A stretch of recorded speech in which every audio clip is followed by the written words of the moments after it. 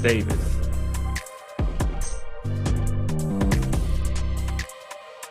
Zabadoo. Babadoo. And we are live. Welcome to the NBA Deeper Dive. It is Friday, March 1st. I am Josh Engleman. I'm joined by DK. We're brought to you by Playback. And we'll be on Playback later tonight from 7 o'clock until at least 8 o'clock, but probably just 8 o'clock with no late swap and the fact that it's a Friday night. Although we all are nerds, so we probably don't have anything else to do other than hang out and talk sports betting and DFS and whatever else is going on. Hit the like button, subscribe to the channel, hit the notification bell so you know when everything goes live, and follow us both on Twitter. DK, what's going on, man? Hey, happy Friday. Going to be fun. First non-late swap slate that we've had in years on DraftKings. So it'll be interesting to talk through a little bit of strategy there. And you are correct in that assumption of, yeah, I'm not doing anything else. So I will be around all night. Yeah, well, what else would we do, you know? Right. Even without late swap, I will be a nerd that does not leave my house and sits in front of the TV and the computer, doing the exact same thing I would have done whether I could or could not late swap. It's perfect. It doesn't change one way or the other for me. Late swap, no late swap. I'm here. It's the most interesting part of it for me, and we haven't really talked about it like this. Like for late swap, if news pops up at 6:53 now, and that news isn't for the 7 o'clock games, you don't really care. You just, if you want, just let it ride, handle your swaps at 7:01, you know, as long as it's not some like giant hole in your lineups. Whereas now, if that news comes in, you're finalizing what you think is your final build at 6:53, it's like, holy shit, I have to do this immediately. Haven't had that feeling in so long. We don't really get late news that you have to act on. We haven't really, we don't really have that all that frequently any longer. Very rarely are we getting somebody scratched with like enough time left before that little minute or 2 minutes is up. That's what I'm excited for. Yeah, it could be a little stressful for that. Like if we get like some news in like the later games, like right before lock, because a lot of the times, at least for me, for me, Luka like at 6:57. Yeah, that would flip the slate on its head. It'll be interesting to see like how fast people can react too. But like a lot of the times, my strategy is, you know, like fading the first games or going a little bit lighter just to give like flexibility. But you can't do that now on non-late swap. And I assume we're not going to get a lot of the news until like right at lock or maybe right before it for some of these like 6:30 Central games. Yeah, it's gonna be tight. It's gonna be tight. You got that Luka Q tag hanging out there. That'll be, because you're just the goal then is going to be like, well, how much Kyrie can I get to? Also, I don't know if you've noticed, like the last 3 or 4 days, it feels like players that have like fully participated in practice or fully participated in shoot around have ended up not playing. Like I feel like that's happened like 4 or 5 times over the last few days. I'm like, what is going on? I have no idea, but yeah, we've had a couple like, oh, this participated fully in shoot around. Cool. Not even paying attention to this. Oh, by the way, he's out. Yep. Well, we've got 7 games to break down. Some significantly more interesting than others. Some important, but definitely not interesting, like the Portland-Memphis game. I already didn't want to talk about it this morning. I don't want to talk about it again. but it will require most of the conversation that you and I are going to have. But we're not starting there. We're starting with the Cleveland Cavaliers, 8.5-point favorites in Detroit, 221 total. Not too much to worry about here, other than this giant Q tag on Karis LeVert and Donovan Mitchell. But since this is a 7 o'clock game, this should all just be figured out for us right out of the gate. Assuming they're both in, Karis LeVert is around 10% owned. Jared Allen around 10% owned. Evan Mobley and Donovan Mitchell, sort of the same principle, or in and around 10% owned. What do you like here for Cleveland, and what's a pretty decent matchup against the Pistons? Yeah, I really like the matchup. I'm a little bit surprised that some of these main guys aren't a little bit higher owned. Obviously, we got to keep an eye on the news for Mitchell and LeVert, because that could open up a lot. But assuming everyone's in, I think the front court guys look pretty good. Jared Allen, just over 10%. Mobley hovering around 7%. The one thing to note with Mobley is the minutes have not been amazing on him. Last game played 42, but that was double overtime. He's kind of been hovering in the high 20s to low 30s minutes. But I think the front court guys are still solid. Garland, just kind of indifferent on him. If Donovan Mitchell's in, he would be someone that would look really, really good, though, if Mitchell gets ruled out. So definitely going to keep a close eye on that. The good thing is this is a 6 o'clock game, and we're going to know that before lock. But I think, assuming everyone's in, it's Mitchell, Allen, Mobley, Garland. No must for me, but I think the front court guys probably look the best. I don't think I would get to any of the value for Cleveland if everyone's in. Strus feels priced right. Okoro can't do that off the bench, but I think those main 4 guys are where I would look to if everyone's in for Cleveland. Well, let's talk about what happens if one or both of those guys end up out, because we've got, I believe, a flat min Sam Merrill hanging out there. We have the possibility of getting to someone like Craig Porter potentially if both guys are out. What do you think stands out? Let's say if both guys are out, we're getting to like an overwhelming amount of Sam Merrill, aren't we? Yeah, I mean, I think Sam Merrill would have to play a good chunk. This guy has not treated me well this year. Like, I feel like when he's been relatively popular and I faded, like, he cannot miss. If I play him, he can't hit a shot. But he would have he would have to play a good chunk of minutes, probably like 20 plus if both those guys are out. The first guy that I look to, though, and we talked about it, is Garland, because he gets a 29% usage rate and 31% assist percentage with Mitchell off the court. So he would look really, really good. You know, guys like Strus and Okoro would play a lot more. Okoro should shift into the starting lineup. But we would have to consider these like punt plays. Merrill, I think Craig Porter Jr. would enter the rotation as well. I think I would be a little more confident on the minutes for Merrill over Craig Porter Jr. just because he's been, ahead of him in the rotation. But I'm hoping at least one of these guys play. I'm hoping we don't get both of them out, because I don't really want to deal with the Craig Porter Jr., Sam Merrill plays. Same. Does anybody else stand out to you if we lose them both? Or if it's just one of them, is that where it becomes a little weird of how much Sam Merrill do we get if we're projecting him for like 16 to 18 minutes? Yeah, that would be one where I think I would prefer some of the other value in some of the other games if only one of them is out. Okay. Like if Mitchell is out, then obviously LeVert looks really good. If LeVert is out, like I think if LeVert is out, it doesn't do a ton for me. I still don't think I would get to Merrill or Craig Porter Jr. if just one of them's out.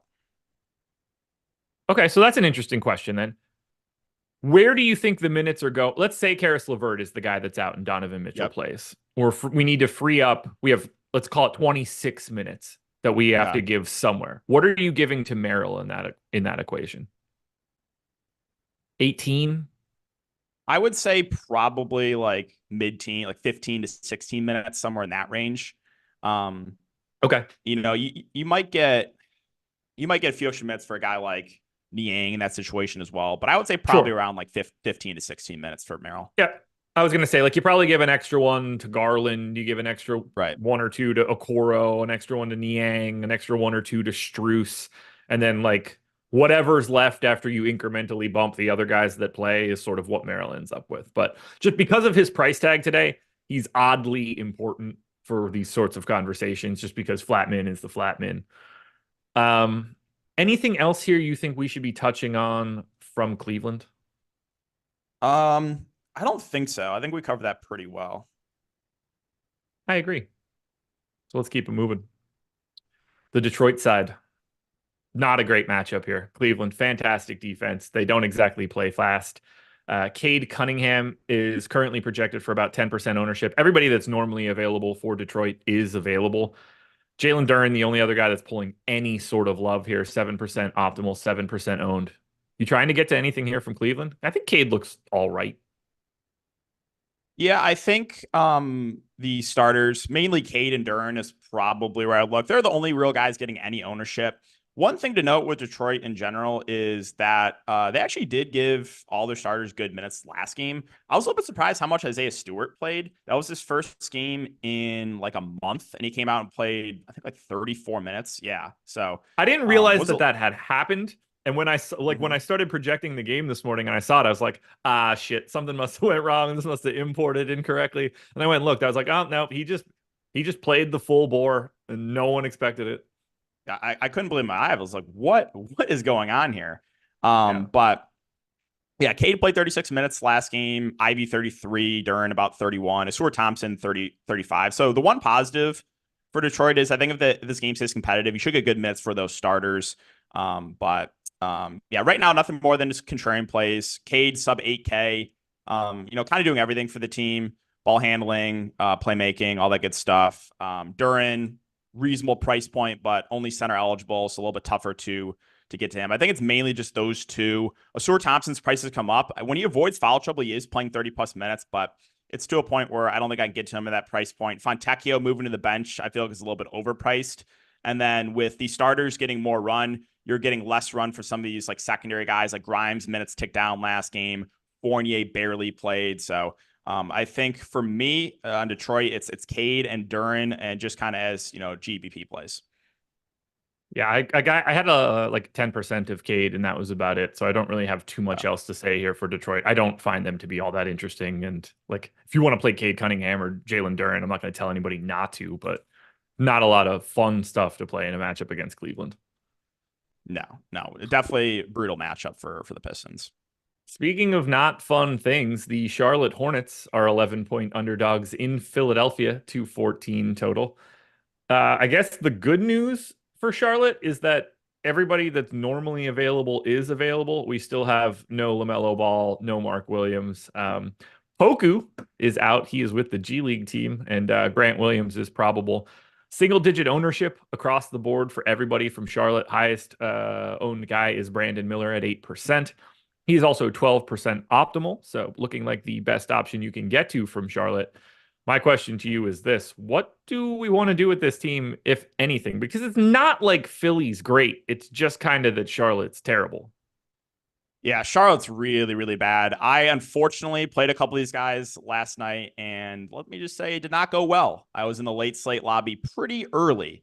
Last slate, I took a shot on Bridges because of the ownership, and I think he started I think in the first quarter, he had like one fantasy point or something. So like, all right, well, time to look on the late slate. I mentioned this for Charlotte, but the one positive is they are running a relatively tight rotation, like 8 to 9 guys with the 9th guy playing a few minutes. So in a competitive game, you should get, high 30s minutes for guys like Bridges and Brandon Miller. Trey Mann, 5.5. He's been playing the point guard position, been averaging around 30 minutes. Nick Richards is 5.5. I think he plays high 20s minutes. I think you can mix in any of these Charlotte guys as contrarian plays, but definitely no one's standing out. Grant Williams, started off pretty hot when coming to Charlotte. He had a good game last game. He's been a little bit up and down, 4.4K. Like, it's just like kind of contrarian pieces you can mix in. Misic is playing around 20 minutes a game. He has right now averaging the most potential assists a game since coming back from the All-Star break. So I think these like rotation players I think are viable, but I kind of agree with the field here. No one above 10% ownership. So I don't mind mixing in like one or two of these guys to get different, but there's no one that stands out point per dollar. I have absolutely nothing to add to that. They're all just sort of like they're all highlighted in yellow. And if we're talking about stoplights, there's a much better category than yellow. Like the green that I see all over Philadelphia, 17% ownership coming into Tyrese Maxey, around 10 to Tobias Harris, only around 5 to Buddy Hield and Kelly Oubre. Shout out Buddy Hield on Prize Picks. I got his PRA 2 points below where it is right now, and I'm taking the over. So that went very, very well for me starting this morning. I assume it'll go poorly once I actually need results, but I'll take what I can get. How do you feel? Let's start with Maxey here. 8,700. He's point guard only, pulling the most ownership, 17% optimal. Are you seeing the same thing here? Do you want to get to Maxey in this spot? Yeah, I really like Maxey. I mean, he's playing close to 40 minutes in competitive games. By far the highest usage player right now with Embiid out. And if you take a look at just like recent games, like 47, 50, 44, 45, 50 fantasy points. So I do like Maxey. I think he's a little bit underpriced. I think he should be like a low 9K player. So yeah, pretty high in Maxey. We do have to keep an eye. We don't have confirmation of Oubre yet, because I know he was a late add to the injury report today.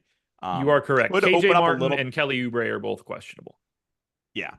So I think if Oubre gets ruled out, then I'm starting to look to some of these other wings. Tobias Harris maybe picks up a couple more minutes. Buddy Hield. Another guy I will mention is Paul Reed. I mean, the minutes are all over the place for him. It is a really good matchup. Usually they play him more against bigger teams, right? We saw 30 plus minutes against Cleveland, 39 there against Miami. Like, I don't really know if they need him to play big minutes against the Hornets. But if you told me that he played, high 20s minutes, like he is a good point per minute guy. So at no ownership, again, I'm a little bit interested in him, but like I said, the minutes are not secure at all. Only played 14 in the most recent game. Lowry's getting the backup point guard run. He's playing like low 20s minutes. You can mix him in as a contrarian value option, but yeah, Maxey, definitely the guy that I'm looking to the most here for Philadelphia. And then these wings are going to look a little bit better, I think, if Oubre sits. I'm getting a bit of Harris too. At least I was earlier today. He looks fine. I like the Paul Reed shout. Laffy shouted him out earlier this morning too. Like, he's just getting no love whatsoever, but it's totally in the realm of opportunity here that he plays 31 minutes today. And like, you're like super happy that you had a $5,400 Paul Reed. You just never, anywhere from 15 to 35 is like on the table for him from a minutes perspective. Yeah. He's one of those guys you want to play right now at low ownership, just because the wide range of outcomes. He could play 10 to 15 minutes. He could play 30 plus. And if no one's going to play him, this is the time that it would make sense to take a shot on him. Whereas if he was like, I don't know, 15, 20%, it wouldn't really make a ton of sense for me to play him. But since no one is looking to him, then yes, I think you got to have some interest just because he does have the minutes upside. Not to mention, great matchup too here against Charlotte. 7-game slate, like a very interesting way to be a little bit different, where you don't really feel like you're taking that much of a risk. Like, you're getting an actual starting center here who has perfectly reasonable upside in a matchup against the Hornets. I mean, it's all upside when you get to play a garbage team like my Charlotte Hornets. I say because they're in my state, not that I actually like them. The only way I'm going to start cheering for the Hornets again is if Larry Johnson and Alonzo Mourning come back, and I don't think they'd be very good any longer. Yeah, I mean, I unfortunately say my Detroit Pistons, but I just try to say that, try to keep that in the low. Don't try to say that out loud a lot. I would probably never say that out loud at all. No, I probably shouldn't have said that, to be honest. But tough spot. Yeah. Tough spot. They're not a great basketball team. Hey, they were good when I was young, so I guess that's a one positive to note. Yeah, all of my favorite teams were good when I was young, because that's when I picked them. They were good, and I was like, hey, I like the team that's the best. And then I just stuck around, and then most of them just stopped ever winning again. Braves fan, started liking them when they were in the World Series in 1991. Took them a while to get one World Series title, and all it was just heartbreak after heartbreak after heartbreak most times. And then Duke was the only one that like continued to do well for me, which was helpful. I am a Washington Commanders fan. The moment I started liking them, they have never been good again. So that one didn't help me. I'm the kiss of death for most things sports related. Yeah, sounds like some pretty bad luck outside of Duke there for the teams that you wrote for. I mean, I got one good season of the Lions, so I'll take that from all the years of disappointment that I've been Lions fan. So. All right, guys, schedule for the rest of the day. This is pretty simple. NBA Live Before Lock coming up next. Playback exclusively. We will be on playback coming up at 7 p.m. I'll be on with Greg. I have no idea if anybody else is hopping on with us, but he and I will be there one way or the other. I also want to talk to you about using our avatar. Go to stokastic.com/avatar. Grab that logo, use it on DraftKings, FanDuel, Owner's Box, Yahoo. If you finish in the top 3 of a contest that has 5,000 or more entries, you get 1 month of whichever package you want at Stokastic, individual sports only. The $200 value, you get it for free. All we ask is that you tweet your result at StokasticHOF. Show us the lineup. We want to see a screenshot. We want to see our logo at the top too. Show us the contest you were in. We want to promote you to the world. We think it makes us look pretty good too, if we're being perfectly honest, but it costs you nothing to do this. You don't have to be a sub now. You don't have to have ever been a sub. You can still use our avatar and try to get yourself behind the paywall, get 1 month of our stuff. So go to stokastic.com/avatar. We move on to game number 3. Tough scene here. Dallas Mavericks, 9-point dogs in Boston, 237 total. Luka's 12% optimal, 12% owned. Kyrie is 4-4, basically. No one else is even in sniffing distance of being in lineups. How do you want to handle Luka in what is very clearly a rough matchup for him? Yeah, rough matchup, but the ownership's not super high in him. So, I mean, we just saw Luka the other day go for like almost 90 against Cleveland. So, yeah. Whenever you can get Luka at low ownership, like it's always appealing to me, especially on a relatively small slate, 7 games, I guess more mid-size. But yeah, I think those 2 guards are interesting for tournaments. Luka, Kyrie. Kyrie's got the shooting guard eligibility as well, so maybe a little bit easier to get him into your lineups. I'm not really into the revenge narrative, but again, playing on the road in Boston. I think it's really hard to get to anyone else though. Kleba is available. One thing to note, if you're looking at anyone looking at like the lively Gafford split last game, Kleba is not available in that game. So that's why you saw those 2 play basically the full 48 combined. Kleba is available in this game, so he should mix in. You should get those kind of 3 playing center position. Makes it really tough to get to those guys. Hardaway Jr. is usually just someone I get to when one of Luka or Kyrie is out. So he doesn't really stand out. PJ Washington's playing big minutes right now, but also the price has come up. And again, outside of last game, he's been more out there for defensive purposes. So I think it's mainly just Luka, Kyrie as contrarian plays, and I have no issue with either of them at their respective ownerships. What do we do if Luka gets ruled out? He is currently questionable with a left ankle sprain and a broken nose. So I believe, he did participate in shoot around, but from what I've seen over the last few days, that doesn't mean anything. Usually, if they participate in shoot around, they are going to play. If he misses, then it's going to be a headache because it increases the chance of a blowout. Boston, one of the best, if not the best teams in the NBA. So increases the chance of a blowout. But, Kyrie gets that biggest bump. I think he has like a 35% assist percentage with Luka off the court, something like insanely high. So Kyrie would look really good if you think Dallas can keep competitive. And then Tim Hardaway Jr. probably would be that number 2 on offense. Unfortunately, would have to consider him and then even start looking to guys like, Josh Green maybe. I'm really, really hoping Luka plays. I don't want to deal with those guys we just mentioned. Likewise. So I only have 8% of Luka right now. 1 share of Kyrie. Not a single thing for anything else from Dallas. I just actually finished running my Sims and stuff. So I have a bunch of Tyrese Maxey. I've got a really solid amount of Tobias Harris. Not too much else from those previous games. Very limited on Charlotte and Cleveland. A little bit of love for Donovan Mitchell right now, which is fine. Cade just barely above the field. The only real guy that I'm getting a lot of is Tyrese Maxey at this moment. For teams that we've already talked about. Right. And I don't think you're going to be mad about getting a lot of Maxey. No, not at all. Love me some Maxey. Yeah, Dallas is just hard to talk about. Boston is not, I don't think. I think starting 5 looks really good, depending on which guy you're looking at. We have 15 to 20% ownership on Tatum, 10 to 15 on Brown and Porzingis, only around 5 on White and Drew Holiday. Tatum, Brown, and Porzingis all north of 10% optimal. Do you have a guy that stands out most to you for the Celtics? I think factoring in ownership, I'll say Porzingis 7.4K. Price has dropped a little bit. And you should get from him probably low to mid 30s if this game does stay competitive. So like the price point on Porzingis. You mentioned Jason Tatum.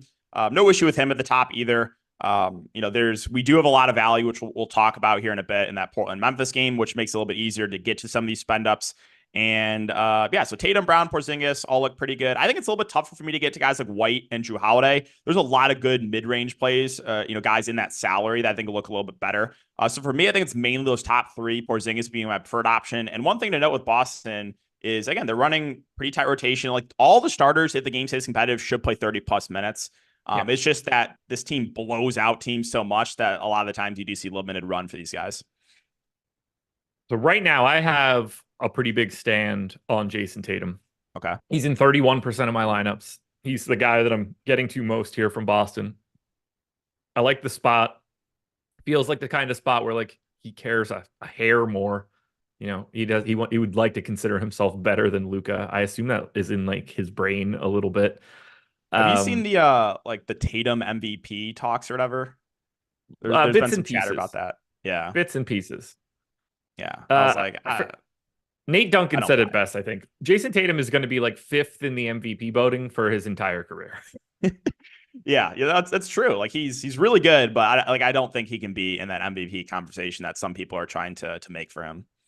He's going to benefit a lot from, like, generally speaking, being a pretty healthy guy and like crossing 65 games and like being in that discussion.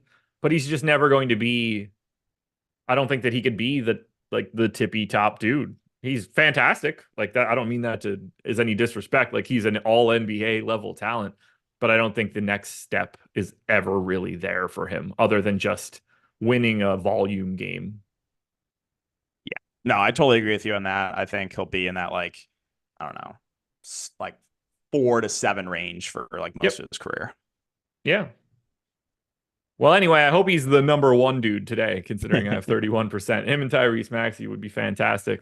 I did get to 15% of Porzingis, and then I just have scattered amounts of White, Brown, and Holiday. I don't really think you can get to anything else other than that Boston starting 5.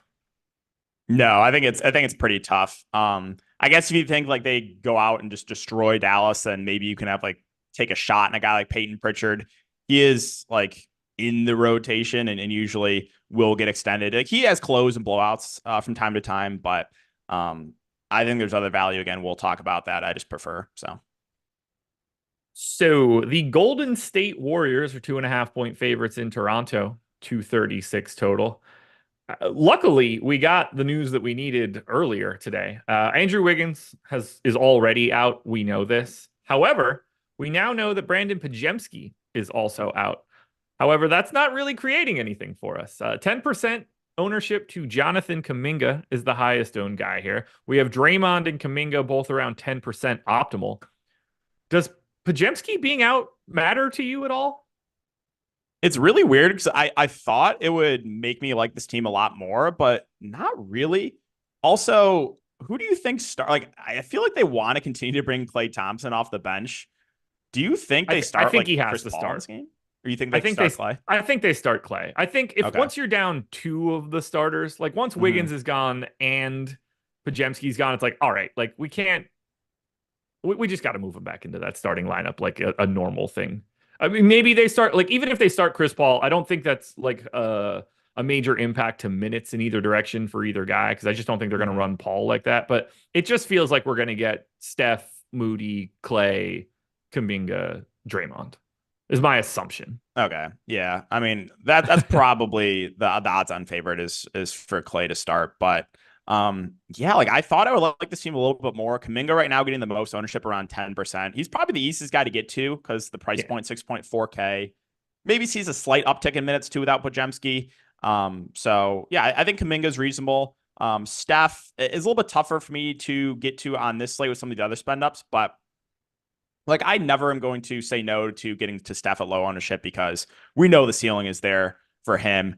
Draymond is playing high 20s minutes. He's playing the center position, which, does bump him up a little bit, but price point seems reasonable. Klay, Chris Paul, both feel priced about right. The minutes did tick up a little bit for Chris Paul last game, played 26 minutes. I thought there's a chance he could rest on the back-to-back, but he's in. So, yeah, I mean, I thought I liked this team a little bit more. Moody should continue to start and play probably low to mid-20s minutes, played 26 minutes in the most recent game and has shooting guard small forward eligibility. But I think it's all kind of like secondary plays. Kuminga probably the guy that I like the most. So I agree with the field there. Do you care who starts?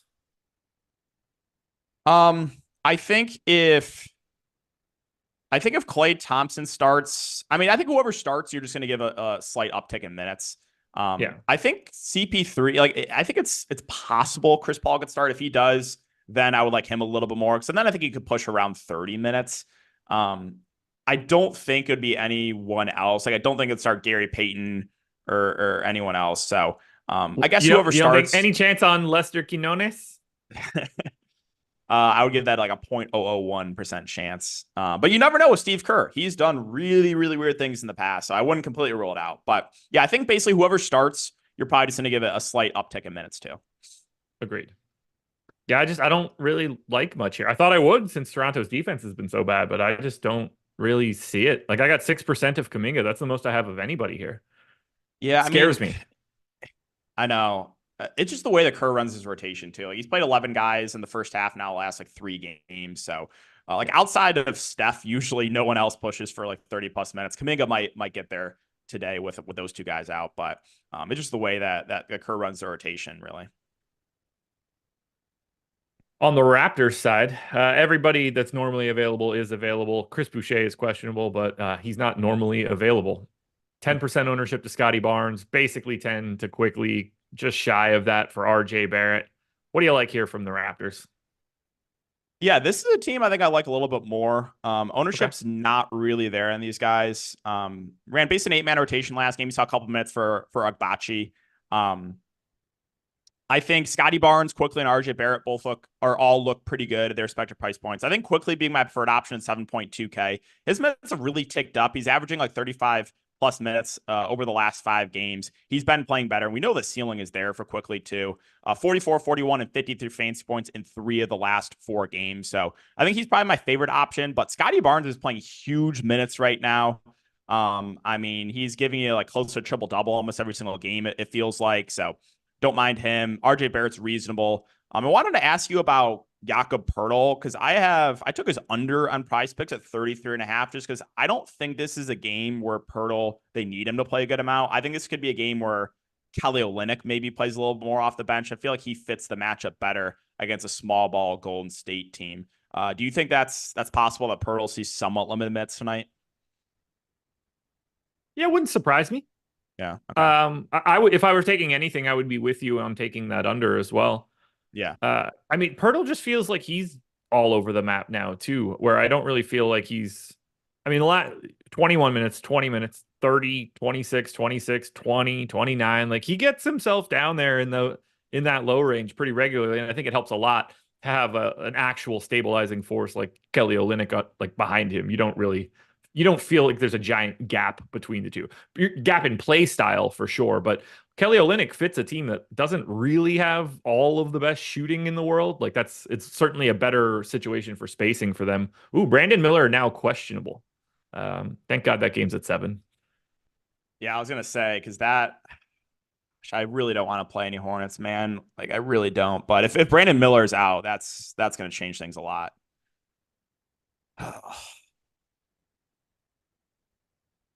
Does that become a Seth Curry day? Possibly, yeah. I mean, Seth Curry's been playing like high teens minutes, so he's been producing pretty well. So he could look like a pretty solid value. Who do you think starts if Miller gets rolled out? So we're gonna get Trey Mann. We're going to get Miles Bridges. We're going to get Grant Williams. We're going to get Nick Richards. It's probably Cody Martin, right? So what? They're going to go Mann, Martin, Bridges, Richards, and then Grant Williams. Do you think it's like Grant Williams or Seth Curry that start? I think it's Grant Williams. Okay. Okay. I think I think I'd be very surprised if it's a different starting five than that. Well, yeah, I mean, Yeah. that would really change things up for me for Charlotte, because originally I was like, oh, these guys are just contrarian plays. But yeah, I mean, Miller's playing huge minutes too, and he's like one of their highest usage players. So luckily, we will get that news before lock, but that would change his slate for sure. And it's a late add too. Like this late in the day, usually if someone gets added to the injury report like that it's usually a sign that they don't play. Yeah, Charlotte's could be a team that we want to get a lot of exposure to if he gets rolled out. The only two options there are Grant Williams and Curry, right? Yeah, They're really the unless only they, two I that mean, make any sense to me. I don't know. Charlotte has been weird though, where like if one of their main guys gets ruled out, like I would not be surprised if they just like dust off Bryce McGowens and throw him in the starting line. So we've actually seen that before, him getting like spot starts and then playing That's like a good 15 point. minutes. Yeah. I didn't think So about him because he hasn't been in the rotation, yeah. but he's the type of guy that they could absolutely do that with. Yeah, So, they've done that. I want to say like 4 or 5 times already this year, where they'll start him. One of their main guys is out, and he plays like 15 minutes. yeah, that's a good point. That's a good point. Okay. Well, anyway, I want to get that little piece of news out there. I think we were talking about Pirtle at that time. Yeah, like I'm light on him right now, so I would be fine with that. Does that make you want to try to get a little bit more Kelly Olynyk today? Yeah, I mean, I think at like he's at like no ownership right now, like sub 1%. I wouldn't mind getting a little bit overweight to that, maybe like 5% if you're MMing. But all the guy I wanted to talk or ask you about is Bruce Brown. I'm a little bit surprised the minutes for him. I thought he would have a much bigger role on this team. Just isn't. I mean, the price has come down to a point where I think he's at least playable as contrarian value. Again, he's getting no ownership either. Maybe if he plays well, could find his way in a few more minutes, like 24, 25. I guess in general for Toronto, I'm a little bit higher than the field is with the ownership. But yeah, what's your thoughts on Bruce Brown? Like, are you surprised he doesn't have a bigger role? I don't get it. I've talked about it on the show before. I don't get it. I have no idea why he plays as little as he does, unless they just don't like it's just a season thing. Like they know they're dead, and they do have an incentive to be worse. They have a pick protection that is like very in play right now, so it is in their best interest to not lose that pick. So there is an interesting balance going on for Toronto right now. I forget who has San Antonio has the pick. And if Toronto is in the top 4, then they're good. But otherwise, I believe it's top 6 protected, if I remember correctly. So they need to be like they're 7th right now. Very tenuous on whether or not they keep that pick. The more they win, like they don't want to finish 10th. That would be unhelpful. Like you don't get anything extra for being one of the best teams that doesn't make the play-in, and you're then also out a lottery pick. So I think they kind of want to be as shitty as possible. Maybe that's why you play a lot more Grady Dick and a lot more Bruce Brown right now. Yeah, that would make some sense, I guess. But yeah, just thought he would like have much. I thought for sure he'd be like in the starting lineup, right? But he's just not. So, yeah, or traded. Yeah, I mean that I thought for sure. Like I was no way he's going to stay in Toronto after the deadline. So that also surprised me. Folks, playback. You see the banner at the top of the screen. You're going to see a link in chat. There's probably one in the description too. Come join us after Live Before Lock, 7 p.m. We go exclusive on to playback. We get to watch games. We've got League Pass pulled up. You could watch along with us. Some of you, if you have League Pass, you can watch the game too. Some of you will be lucky enough to get a VIP pass from us, and you get to watch League Pass for that night with us as well. We want you guys to be here. We're going to sweat games. We'll sweat bets. We'll sweat DFS. We'll just chop it up, have some fun. It's a great hang. We're going to do more and more. We have giveaways and things planned for some of these nights. It's just a really great experience. You could ignore what we're saying and just watch the game and listen to the commentary. You could turn the volume down on the game and turn us up and listen to us if that's what you want to do. We can bounce between a bunch of different games very quickly. There's zero latency on the chat, so the moment we say something, everybody's reacting. There's not as much of a delay as there is on YouTube. That really makes the chat feel like you're all in the same room. It's a great vibe. We've been doing it now for about a week and a half. It's been incredibly fun. I'm excited to be there tonight with Greg. So come and join us tonight, 7 p.m. on Playback. We are streaming on Playback right now if you want to go watch it on Playback. But when we get to 7 p.m., exclusive on Playback so we can watch some basketball. You ready to do this? It's the one. No, but we have to. The Portland Trailblazers are 1-point underdogs in Memphis, 208 total. It's just, I don't even, it's hard to talk. Portland has DeAndre Ayton doubtful. Malcolm Brogdon is out. Moses Brown is questionable. He has been out for at least a month. Scoot Henderson is out. Justin Minaya is questionable. We don't know if he's with the G League team or not. Doesn't matter. Shaedon Sharpe is out and Time Lord is out. We have 33% ownership coming to Anthony Simons, Jeremy Grant, and Dwop Reith. Not much else coming into the Portland side. I think Portland's pretty easy to talk about. What do you like or dislike here from the Blazers? Yeah, I think they're pretty easy to talk about as well. I think it's like last time I looked, I think it was like 9 of the top 10 have some plays this Slayer coming from this game, which is just insane because it's like a low total and it's these two teams. But this is a game you need exposure to. You just do. Simons and Grant, agree with their ownerships. They're playing huge minutes in competitive games. I think you project them to play high 30s minutes. So totally agree with them being relatively popular, or pretty popular. Both are over 30%. Yeah. I do one thing to note here with the center rotation. So when Ayton went down last game, you saw Dwop Reith get the start in the second half. But he actually did not play a ton.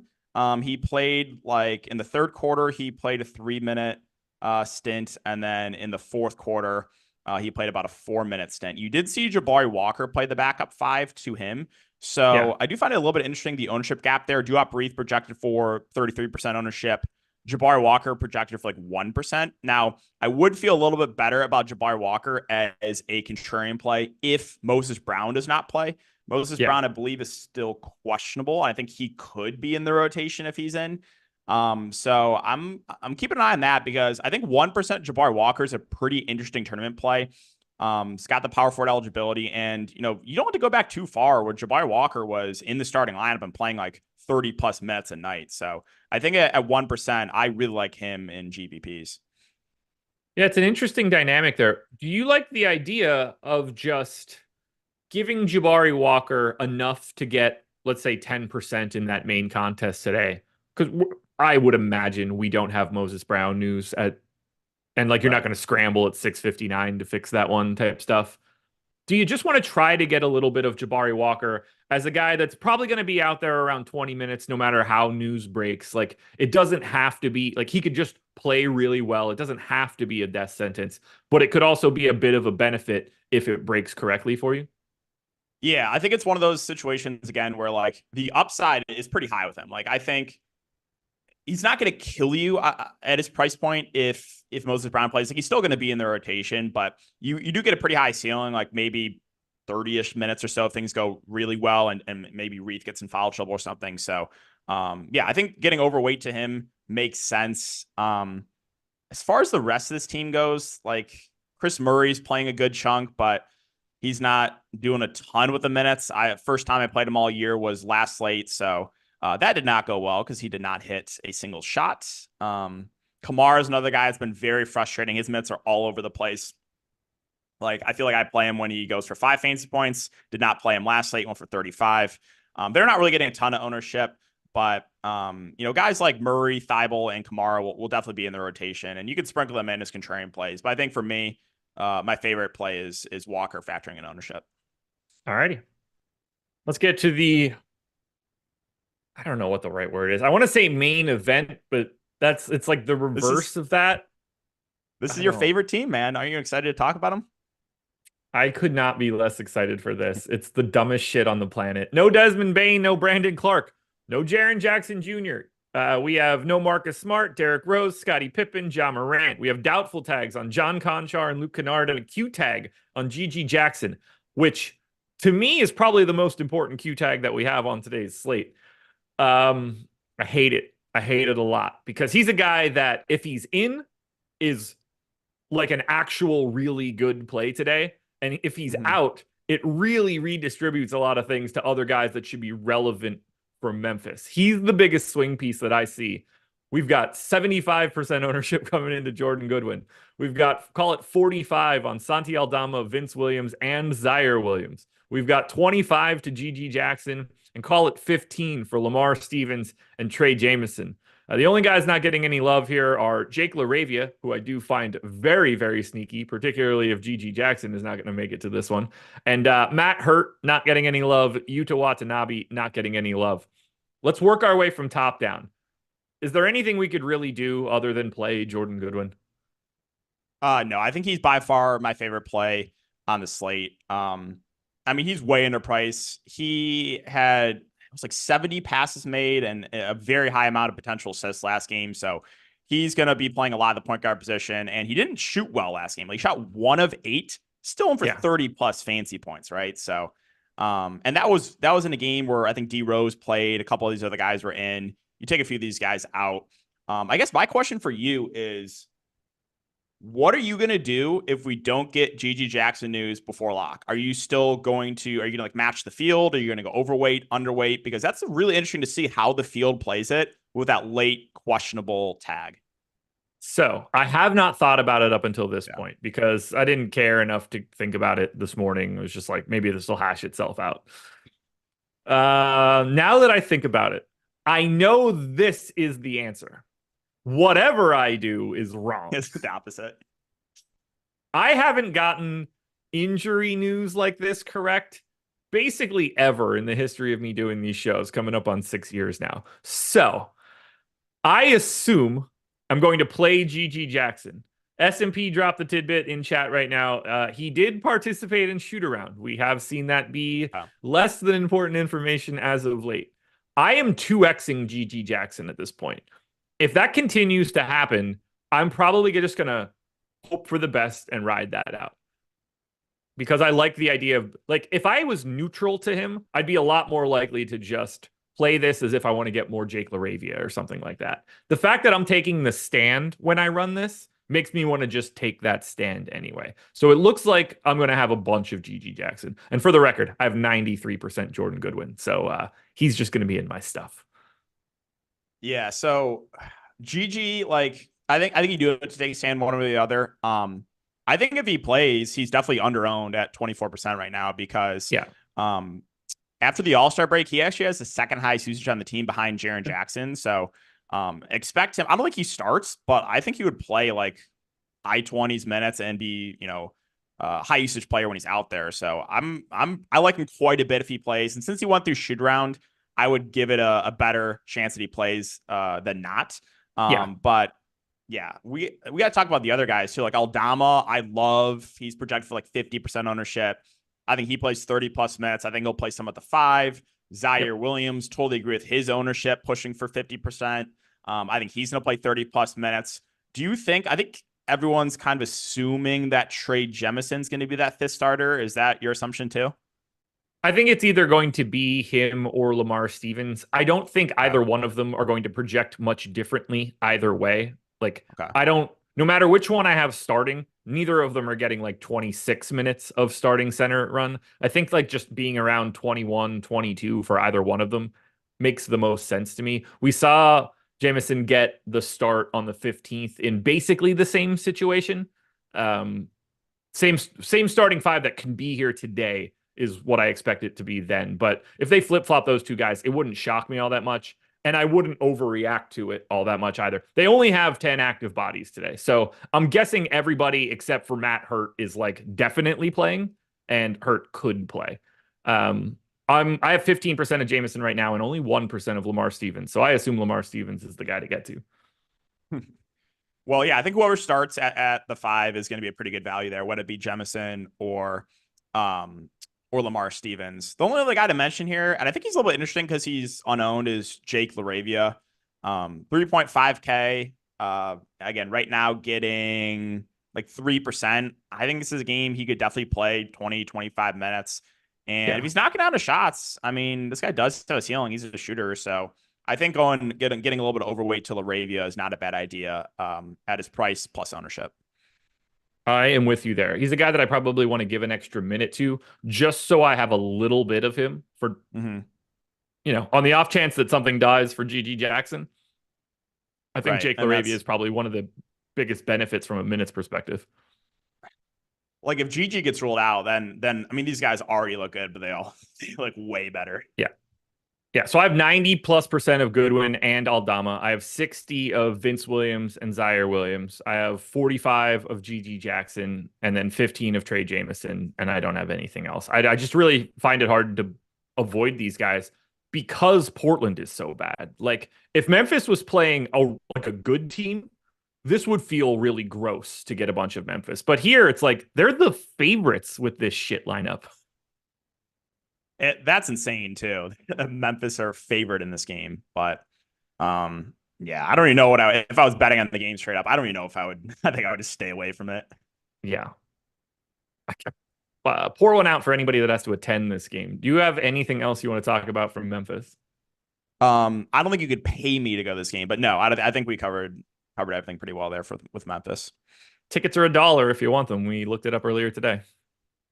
Yeah, I'd probably need to get paid like $50 to go to this game. So yeah.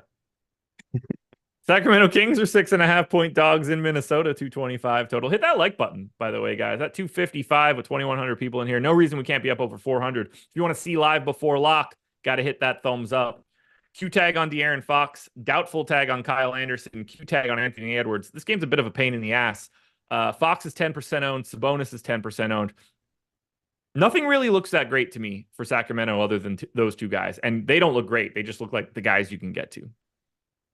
Yeah, and Fox once again participated in shoot around. He did the most recent game, then ended up sitting, but I'm pretty sure he'll play in this game. I think Fox and Sabonis are guys you can mix in as contrarian plays. Kind of agree with the field of they're hovering around 10%. So you're never going to be mad about getting Fox or Sabonis. Not necessarily the best matchup, but I mean they're playing big minutes in competitive games. I guess if I had to go to someone else, it probably would be Malik Monk. Now getting very little ownership. The minutes can fluctuate at times, and mostly or recently we've been seeing him play, high 20s minutes, and he's in a shock when he's out there. So I think I do kind of like Monk as a contrarian play, but other than that, I don't think there's much. Okay. Yeah, that's going to be so you're going to play it as if Fox is in. Yeah, I'm pretty sure he's going to play. Okay. I was shocked he got ruled out last time. So if he does get ruled out, Monk, I think, is the first guy that I'm looking to. Okay. Yeah, I don't have anything else to add here. The only guys that I have are Fox or Sabonis. That'll be it. Monk would be the guy that I would try to squeeze in a little bit more if I could. The Minnesota side, a little complicated. We know that there's no Kyle Anderson, he's doubtful, so we're not anticipating him being there. But the Q tag on Anthony Edwards is real. 20% owned. Towns is 15% owned. Gobert is 10. I like the pieces here of Minnesota. I don't mind getting to some Naz Reid as a different play at 2% ownership. But how do you want to handle Edwards? Yeah, I think he plays too. He was questionable. I thought he had a decent chance of sitting that most recent game against Memphis. I was like, oh, it made all the sense in the world. Back-to-back, bad team. He ended up playing, so I'm pretty sure he's going to play in this game as well.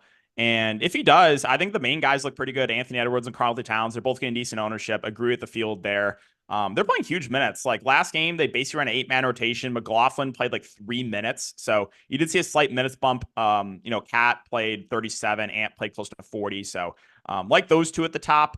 A little bit tougher to get to Gobert with the Donovan salary. Mitchell out. Okay. See, I was just going to bring it up too. I didn't see the tweet yet. And Karis LeVert. They're both out? Yeah. So I was just going to look at the books to bet on Garland because I didn't see the Donovan Mitchell tweet yet.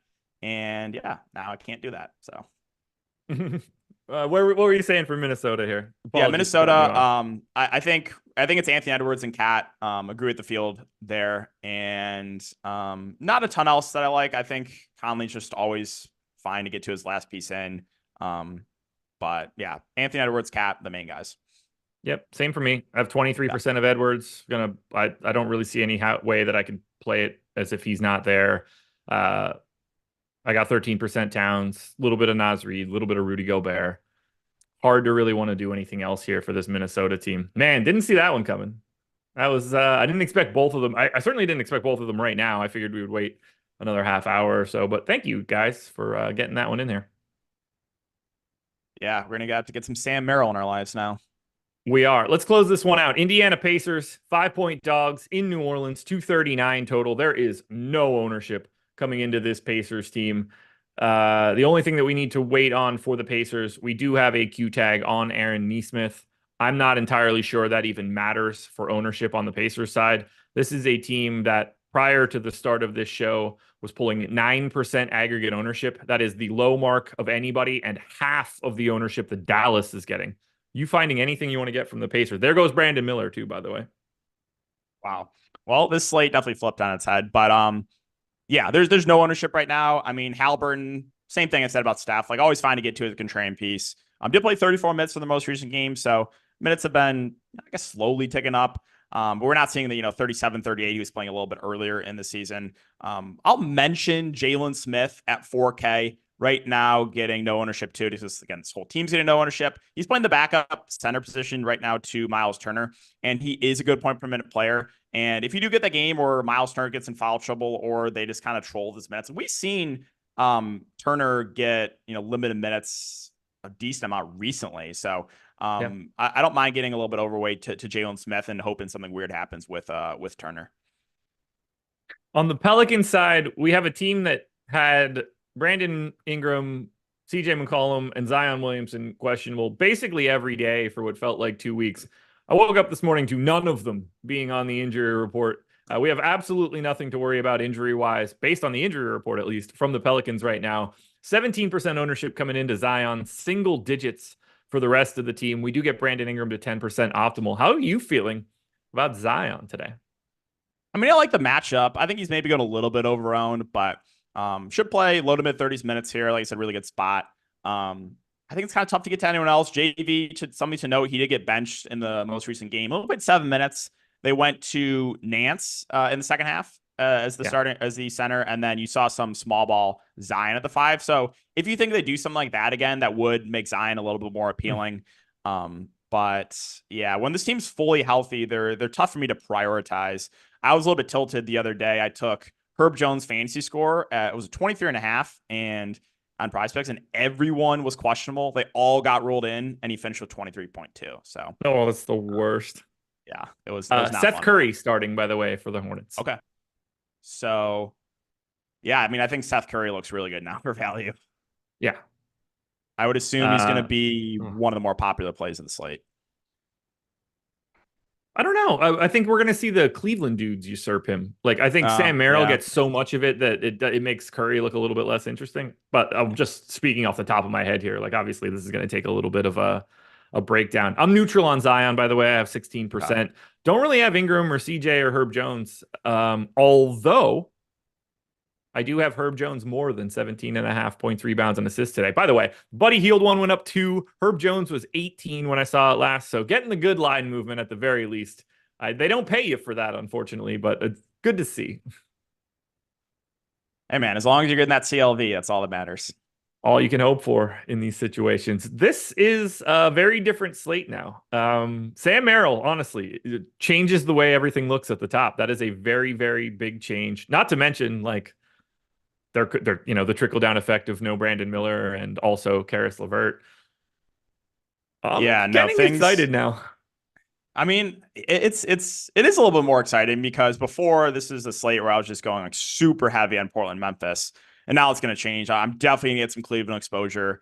I think I might get some Charlotte exposure as well. So, gonna have to go mess with some lineups after the stream. Well, this stream is over. You can go mess with them right now. NBA Live Before Lock coming up next. Hit that like button if you haven't done it yet. Have a safe weekend. I will be back in an hour on playback to just talk about everything that we saw happen over this final hour. But stay right here. Don't leave the stream. NBA Live Before Lock is coming up next.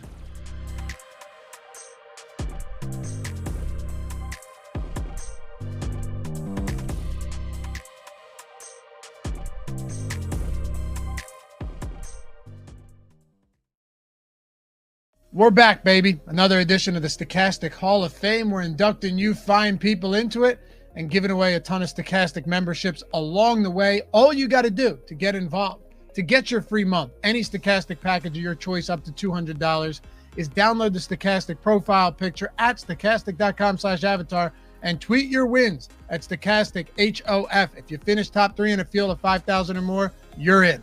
Let's get it started. Michael Diaz, good night despite missing lock. I assume live before lock. Over 5K in wins. Have a great All-Star weekend, everybody. And let's get on to the second half, followed by Ben P. I love this one. I was a skeptic when I had to switch from my usual process to the Stochastic Sims, but I'm officially all in. If you're not a pro and not using this tool, you're paying the rake. Just an awesome, awesome night from Ben P. Shout out to Ben and congrats on the wins. Then our own Tom Kennedy, just on an absolute tear of late, talking about Ben. It's been awesome to get these messages from Ben and everyone else. We knew our Sims were the future, but caught a lot of flack for forcing, in quotes, people to use it. See our users loving the new process. Taking down tournament after tournament this year has been incredible. Got a couple of my own with the tools this past weekend and Thursday. Yeah, a couple would be an understatement. $200,000 wins for Tom. And our friend Jorge, just right behind the big boss. This Sims tool should receive an award because the tools and people behind it are just the best in the market. And a $3,000 win for Jorge on a heater of his own lately. Dave DeMattis, Sims tool for the win. Payout isn't huge, but I'll absolutely take it in a field of 35,000 entries. Thanks for all you guys do. It's Stochastic, and keep up the great work. And Sean Geezy back at it again. Actually, matter of fact, Jordan and I had deleted a few of Sean's over the past couple of weeks just because there were so many of them and we didn't have room, and he's up here every week. But second and fourth in the mini-max tonight. If only Fox could have played final 2 minutes. Shout out to the Stochastic team. Sean keeps rolling. Travis, Woolston, EMAC. How about the personal shout out to EMAC? EMAC, been a Stochastic listener for many years. Your info helped me ship 50K last night. A 50K shout out to EMAC. Shout out to Travis as well. PG18, second showdown win in 2 weeks. You weren't kidding, Lobby. The Sims tools crushed the showdown slates. Best tool in the business, $2,400 takedown for PG or Poker God 18. And Tim in Milford. Hey, Tim in Milford. At Stochastic, let's go. $1,000 win in the high five for Tim. And Dave Oliver back, Elway's Army. $2,800 win. Unbeatable content matched with Sims and live show. You guys are the best. Thank you again. Congrats, Dave. Mike Sobey, it was a good day at Riv. $10,000, second place in the Eagle to Mike. And then it's Jay Burke, $200 right there. Simple at Stochastic HOF. The Stochastic Avatar, second place as well. And Brent Lindsay, not a huge win, but I'll take it. $300, second in the end, one. Followed by Mike. Again, second place, Iron Mike 53. Let's go at Stochastic. We got any more? Brandon Muller, here we go. We did it at Stochastic HOF. First place, $166. That'll do it. Remember, you want to get involved, you want to get inducted, get your free month of any Stochastic Sims package you want up to $200. Just download the avatar, tweet your wins at Stochastic HOF if you finish top 3 in a field of 5,000 or more. And we'll see you guys back here for the next one.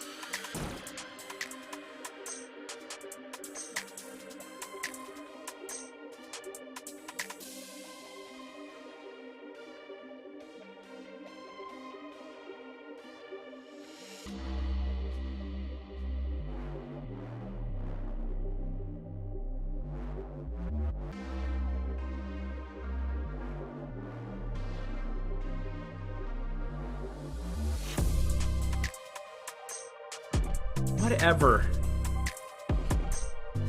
No, Todd, not now. What is happening, everybody, and welcome to NBA Live Before Lock. And today, wildly different slates on DraftKings and FanDuel, primarily because DraftKings is not going to have late swap tonight. FanDuel will. DraftKings is not, though. So that is going to bring some really interesting talking points to our slate to talk about today. And something else that's really exciting is I've got the new data package over at Stokastic.com. It's something that you guys have been asking for, so that's why we ended up doing it. It was something by high demand. People were saying they wanted a data-only package where a lot of our packages were ones that were built around the Sims, and there was a lot of people who said, like, hey, I just want data, so that's what we did. We went ahead, we put together a data package. So if you guys are just looking for stuff like player projections, ownership projections, you know, boom bust tool, if you play golf, the top golfers tool, if you play MMA, the top fighters tool, we've got all of that in a bundle together, and you get $100 off per month, not just the first month, but in perpetuity if you sign up and you're playing DFS on DraftKings FanDuel, wherever you play, with the Stokastic avatar. So if that's something you guys have been looking for, and if you're somebody who, you know, maybe the Sims aren't for you, you just want the old school projections, ownership projections, we've got that package up on the site as of today, launched this morning, March 1st. So if you guys want to sign up for that, check it out using the link that we have below. Eric, what is happening, and how are you feeling about tonight's no late swap slate? So I was feeling good about it, and now obviously there's just a ton of value that we know exists in the first wave of games, which is kind of annoying. I was very excited. This is probably the first time that I've built out some of my own stuff in a long time, where I've kind of like gone through the motions and like copy, paste. And now there's just so much stuff that's changed. We don't know what's going on with GG Jackson in Memphis. I want to know about De'Aaron Fox, considering he sat out shoot around last time, where he participated in shoot around in Denver, then didn't end up playing. And he's kind of like put my head in turmoil on like how much Malik Monk I should have. And then I'm trying to figure out how I'm supposed to go about doing some of this. And I will say, I mean, you know, Josh said this like on the interim when we were like on our crossover, he was just like, you know, for people who know what they're doing, this is going to be better. It's like, yeah, if you hit the right value pieces early that everybody else is going to already be on, and then you can like guess on a couple of pieces of news and how things are going to shift if we don't have it at lock. But we do have the Luka news. I think that's a huge relief to just about everybody, because, you know, Tim Hardaway Jr. sub 5K, sub 9K Kyrie back in Boston. A lot of weird stuff that could have been that isn't going to be, but there's still a lot of weird stuff at that 8 p.m. window. So buckle up. Going to be a bumpy ride. One thing that you know what I didn't check for some of the other formats like tiers, because I know we're going to get questions about that that'll come in shortly. Do you know, did they do, or is there late swap for, no, there's no late swap in tiers either. That's something to take note of when we get any potential questions we might have for that. And yeah, if you guys want to leave us a super chat, I'll be answering those questions. If you have a question for us and you're already a Stokastic sub, which you get access to our Discord channel by signing up for any Stokastic package, whether it's the lineup generator, the Sims, our data package. You sign up using one of those links below, and that does grant you access to our Discord channel. We'll be getting to all of those questions as well. And, oh boy, massive news. O'Shea Brissett is questionable to play. So maybe that's a potential guy who we're not going to have in lineups now that O'Shea Brissett is questionable. Not that we were. He goes from, you know, this is going to impact my lineups, Eric. How? No, the 0%? I was going to have 0% of O'Shea Brissett, and now I'm going to also have 0% of O'Shea Brissett. But we've got a super Shut chat up, funny guy.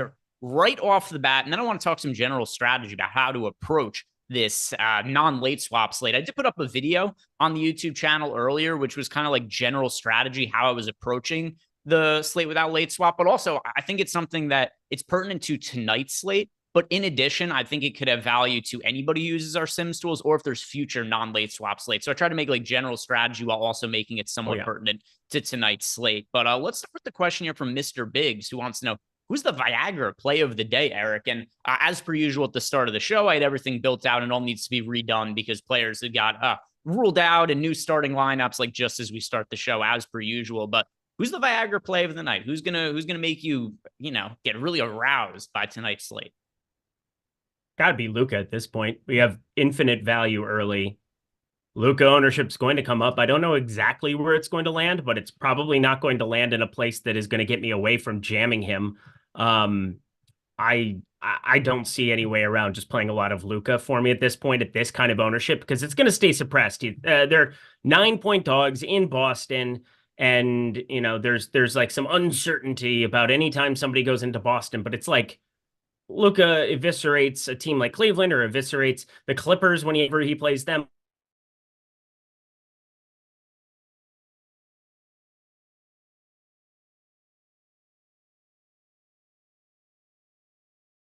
Be the Viagra play.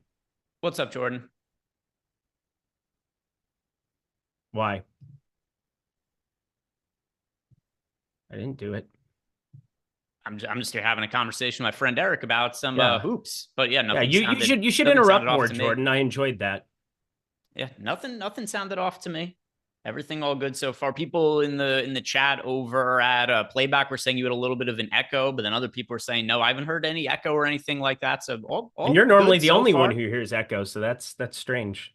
Yeah, hey, all good so far on my end. No problems, no issues. So for me, here's where I like to take a little bit of a risk, right, Eric? So this is less of a Viagra play of the day and more of the gas station dick pill play of the day. We're taking a real risk. All right, take a look. It's in Anthony Edwards. Matchup against the Sacramento Kings. I assume Edwards is going to be questionable heading into lock, and I think he plays. Super risky, honestly, without late swap. And this is also where ownership, I think, is going to be very, very difficult to predict. And I'll give you guys a little bit more insight into general strategy on this slate after we answer all the questions you guys have. But I think Anthony Edwards is going to go very, very low owned if he remains being questionable at lock. Would you assume that as well? Insanely, yes. Well, not insanely. I mean, him, De'Aaron Fox, both of them are going to be lower owned than they otherwise should be if they are ruled in. Yes. But I think so these non-late swap slates, though, like I think that if we have somebody like, let's see, what was Edwards' ownership projection? So I was kind of going through this thought exercise too. And again, I would love to have some data to back this up. I didn't go back and look at like previous non-late swap slates that I played. Obviously, we had, FanDuel where you were dropping a score once upon a time with no late swap. So it was a little bit different to look at. We've had instances where they've gone back and forth in years. I've been doing this since 2017 and, had some slates where you could go back and look to a certain extent, but it feels so fresh right now. And obviously the tools and the content has gotten better across the industry in a way where, try not to go crazy with it, but like, is a bump of 4% maybe for like a De'Aaron Fox or an Anthony Edwards in terms of like what their ownership is relative to their optimal percentage in the boom bust tool, all that advantageous? Or should we be getting to like a rotation guy like Malik Monk with shooting guard small forward, where their 2% ownership, 4% optimal percentage would become like exponentially higher than what a De'Aaron Fox would be? So could you just, because there's a lot of elements there, could you sum up the question for me? Yeah, sure. I'll break it down in like basic bitch terms for, myself, because I'm a basic bitch. So there you are. I think the way that I'm trying to explain this is like De'Aaron Fox, or Anthony Edwards. Let me just pull up what he is currently, because we just had the refresh of the boom bust tool. I've been waiting for that to come. Oh, 40 seconds. It's still not uploaded there. But let's just say for conversation's sake right now, as of right now, Anthony Edwards in the projections, because he's questionable. Let's say that he has a 8% ownership with shooting guard small forward, 8% ownership, and his optimal percentage is 10. And you've got like, 2% leverage there.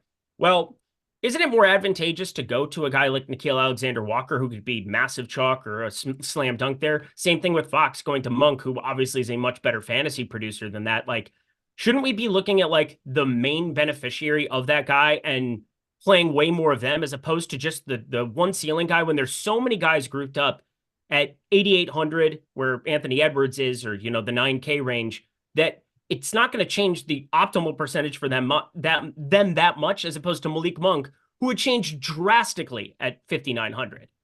So here's parts of this I agree with, parts of it I disagree with. Go ahead. Part of it is Anthony Edwards, who we currently have projected for 22% ownership. I think he's going to be like 5% owned if he's questionable at lock. Probably. So that where I disagree with on somebody like Edwards, and also we're going to have to make some assumptions on who we're going to give our best guess for who's in or who's out. If you guys also want to be totally risk adverse, you could just not play any of Anthony Edwards. But the guys that I do actually want to prioritize is if there's somebody who's questionable, who I'm really in doubt about, what I'm actually, so like, let's say I wasn't confident that Anthony Edwards is going to play. I'd be most inclined to give an ROI boost to players like Mike Conley and Karl Anthony Towns. The Same. reason I look at those guys as opposed to Nickeil Alexander-Walker is because if Edwards plays, Nickeil Alexander-Walker is dead. He is shit out of luck. You do not want him in lineups. Correct. However, if Anthony Edwards plays, guys like Karl Anthony Towns, Mike Conley, they could still have good games and be fine for their price. So I'm kind of trying to manage upside with also trying to not like totally cut off my downside, but I want to manage it a little bit. And the way I think it makes most sense is to prioritize the Karl Anthony Towns and Mike Conley's players who look good now, but or I should not necessarily good, but guys who look okay now, but will look really good later. The players I don't want to prioritize as much is the players who look bad now that could look good later. Yeah, I guess Noah was a bad example because that wasn't the point I was trying to make. The point I was trying to make was a guy like Malik Monk, where you know he's going to be in the rotation. He's going to be projecting for 26.5 minutes. I'm only adding a minute and a half to him, but I just took De'Aaron Fox and I put him to 0 as an experiment, and I went through the entire Kings rotation. Domantas Sabonis comes down a little bit in terms of fantasy production. Malik Monk goes up to a 39% assist percentage. I only added a minute and a half to him, but I took his baseline rate from 1.07 DraftKings points to 1.2, and all of a sudden, I got him in nearly everything, but that was pre-Cleveland news, and now I'm adapting for that. I think we're all rolling with that, but like, I think that is kind of what it is for now, where you have these questionable pieces, and I think the easiest thing to do if you're coming into the Sims tool and, you know, you're not doing this like for a living or doing this like every single day like Greg and I do for a job, like, I think the easiest thing is just let the tools do the work for you. Go to the Sims tool, give an ROI boost to guys who are already in that rotation. Like you said, a Mike Conley, for me, like Malik Monk, give them an ROI boost, get to more of them, and kind of let it ride from there. Let's see what we have as our next question. And yeah, Anthony Edwards, I do feel pretty good that he's going to play. Like, I don't want to have him in 60% of lineups or anything like that, but I am going to make some accommodations to the contest generator where I'm going to try to make the most accurate field I possibly can. And part of it is going to be players that are questionable heading into lock, like Anthony Edwards, like De'Aaron Fox. I'm going to give them the ownership downgrade boost in the contest generator so they don't show up in quite as many lineups, because I think that's what the field is going to do. That's a good call, too. That's a really good call. Ace of Spade, DK tiers, best options. Yes, so let's go and check out tiers. Once again, with the caveat being there is no late swap in tiers tonight either, Eric, which I was a little surprised to see. I wasn't aware that this was something that was going to also account for the tier stuff, because I thought that would just kind of still run, but no late swap for tiers either. So let's start by looking at, oh my God, this is so distracting. I don't know what the hell is going on across the street from me, but there's like 4 police cars, there's an ambulance out there, and it's dark, so it's very distracting. It's a lot of. Bet it was somebody trying to pay $15. Where I am on the spectrum and everything's very. I just don't like it. It's bothering my senses. Somebody wants their $15 back and did something about it, unlike you, who's a spineless coward. I don't know what's going on there. Do you have lineup filled out for tiers, by the way? I already do. Do you want me to just go through them? Tier 1 is very easy. It's Luka. Tier 2. It's also fairly easy for me. That is going to be Scotty Barnes. Steph Curry for me. Okay. Tier 3. Tier 3 is where it gets very tricky, because we've got Anthony Edwards, who I think is the rightful choice in tier 3. But then we have to ask our audience, are you guys okay with the risk of Anthony Edwards being questionable heading into lock and you not being able to swap off him if he gets ruled out? So I'm going to go with Anthony Edwards here, but you can make a really strong case for Karl Anthony Towns as well, who already looks decent, but would benefit in the absence of Edwards. Yep. But what direction do you want to go in tier 3? Maxey. Okay. Or Bridges, actually, probably now. Bridges. I just updated. Yeah, Bridges. Tier 4, that is going to be Anthony Simons for me. Anthony Simons. Tier 5, that is going to be Jared Allen. Evan Mobley for me. Yeah, both of them very similar. And then tier 6 is the easiest one we have on the by a entire mile. slate. Darius Garland by a mile. He's the highest owned player in my lineups right now. Here's how big of a gap it is between Garland and everybody else.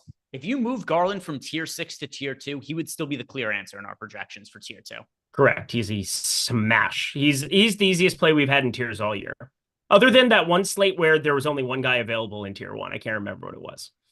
Next question that we have in here is coming to us from our friend Andrew Kang. He says, what's up, guys? I hope all is well. I have a lot of lineups on FanDuel, but I have one entry in the 888, his building blocks. He wants to know, would we prefer Tatum, Mobley, and Vince Williams, or Barnes, Brown, and Jakob Poeltl? I prefer so number one, you should have Darius Garland as a core play for you. But as far as your building blocks, I would prefer the Tatum, Mobley, and Williams side over the Barnes, Brown, and Pirtle side. That is correct. Phil Senzig, who puts it in the basket, lotion play of the night, Eric. Put the lotion on the skin. Luka again. He's just going to be the answer for everything. I'm gonna go with Darius Garland here. I don't know how you get away from smash. Garland on this slate. Smash.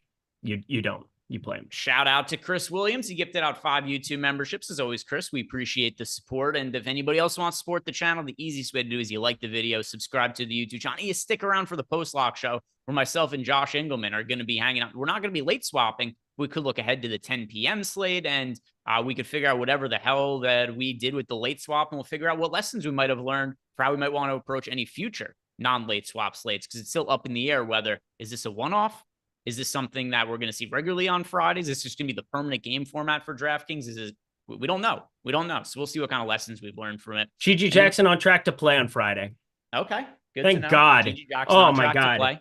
Do you know how relieved I am for that news? I don't think, man, I was going to sweat bullets on that because I was going to have to jam GG Jackson without knowing that other people weren't. And I felt like he was a true game time decision. So thank you, God, for giving us that news. There we go.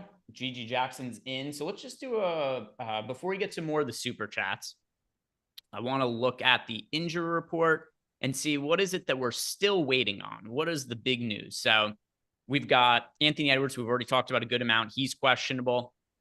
De'Aaron Fox, also questionable. We do have nobody else, at least as far as late swap thing, is going to be massively important. So we still do have like Aaron Nesmith is questionable, but that's not something I'm worrying myself too much about. The Nesmith is questionable, but big ones there, Fox and Edwards. Do you expect us to get the news in the next 38 minutes, or do you think it doesn't come until after lock? I'm really, really hoping not.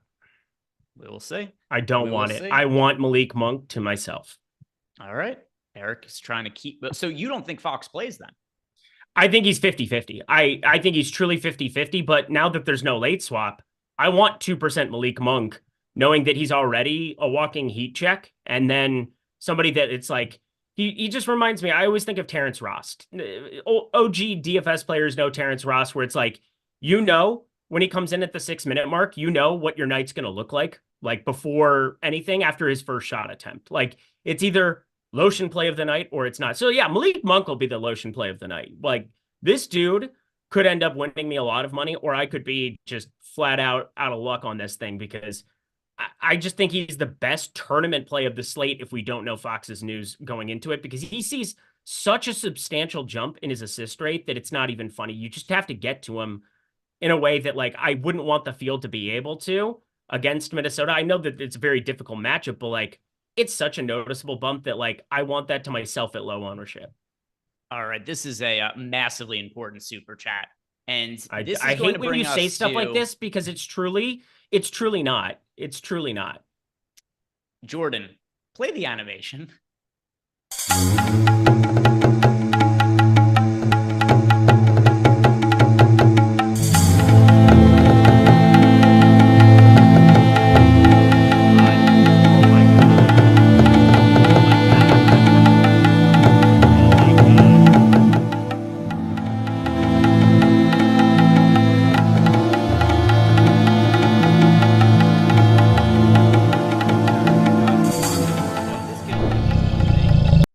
Got a super chat. Who's it going to be? Exotic play of the night. What do you have for us on the first day of March? Eric, exotic play of the night time. Shout out to Brody for putting together that excellent graphic for us. This is, like I said, there's not too many things I've been more excited for in my life than this. And if you look at chat is flying, the engagements, we're getting emojis sent in, we got hearts, we got laughs coming in. Eric, there are so many different directions we could go. This is as exotic as it gets. We've got a new thing that we've added to the show here that people are all excited about. And boy, was it well put together. Eric, who's the exotic play of the night? I was trying to figure out why Jordan was being so quiet when he got in the Zoom room, because normally the guy can't stop fucking talking. He was so happy, quiet. He was. Why do you guys hate me so much? We don't hate you. This is just, it's a bit that you... I hate this bit. It is the worst bit. So who's the exotic play? This is the kickoff of the big animation. We've got so much stuff going on today. There's the new animation. We've got the new data package, and you're kind of raining on everybody's parade. I've never seen chat move this fast, so fast before on Live Before Lock. I said that Peyton Pritchard was an exotic play one time in a breakdown, and we have ran this for like 3 months. It's been 3 months that you can't let this go. And I don't understand why everybody is the way that they are. And now I have to try to we have 35 minutes before lock. We're going to be at lock. And now I'm in shambles. And why? Jordan, right, Jordan, no. Why did you decide to do this is the real question. What was the thought process behind this? This exact outcome. I think there's only one way to make this better. Jordan, we have to play it again. Clearly, it's the only. Oh my god! Just it's the only thing we can do. Yeah, we have to play it again. No, we don't have to do it. You don't have to play. You don't have to play it again. It would make me very happy though. But Eric, exotic play of the night. All right, let's get real here, people. Let's break down some basketball. I'm gonna win 100K tonight. I'm so over you, Domantas Sabonis. He's your exotic play of the night. Right? Thank you. Like I was saying before, the players that I really do want to target on this slate with no late swap, it's the players who already, if you have in a lineup, you're okay with it, right? If Fox plays and you have Domantas Sabonis, you're not screwed. But if Fox sits and you have Sabonis, you're feeling really good about yourself. So I think that's a good one. That's a really good use of the exotic play pick there, Eric. I know that you were feeling a little bitter about this, but hey, look at what we got going now. I'm going to go with Sam Merrill. When you consider the players who are out for the Cavaliers now, Donovan Mitchell out, Karis LeVert out. We've got 2 guys in the backcourt that are going to be missing for the Cleveland Cavaliers, including one of the key bench guys there in Karis LeVert. Sam Merrill has been all over the place this year, but this is a spot where we could see a spike game from him coming off the bench with players missing. So Sam Merrill, that's going to be my exotic play of the night. So there we go. Brody, excellent job tonight. Excellent job. Absolute bang. Great work, Brody. That was fantastic. I cannot wait to play that on every single one of these shows for the rest of the year. Great job, Brody. Really proud of you. I'm going to live.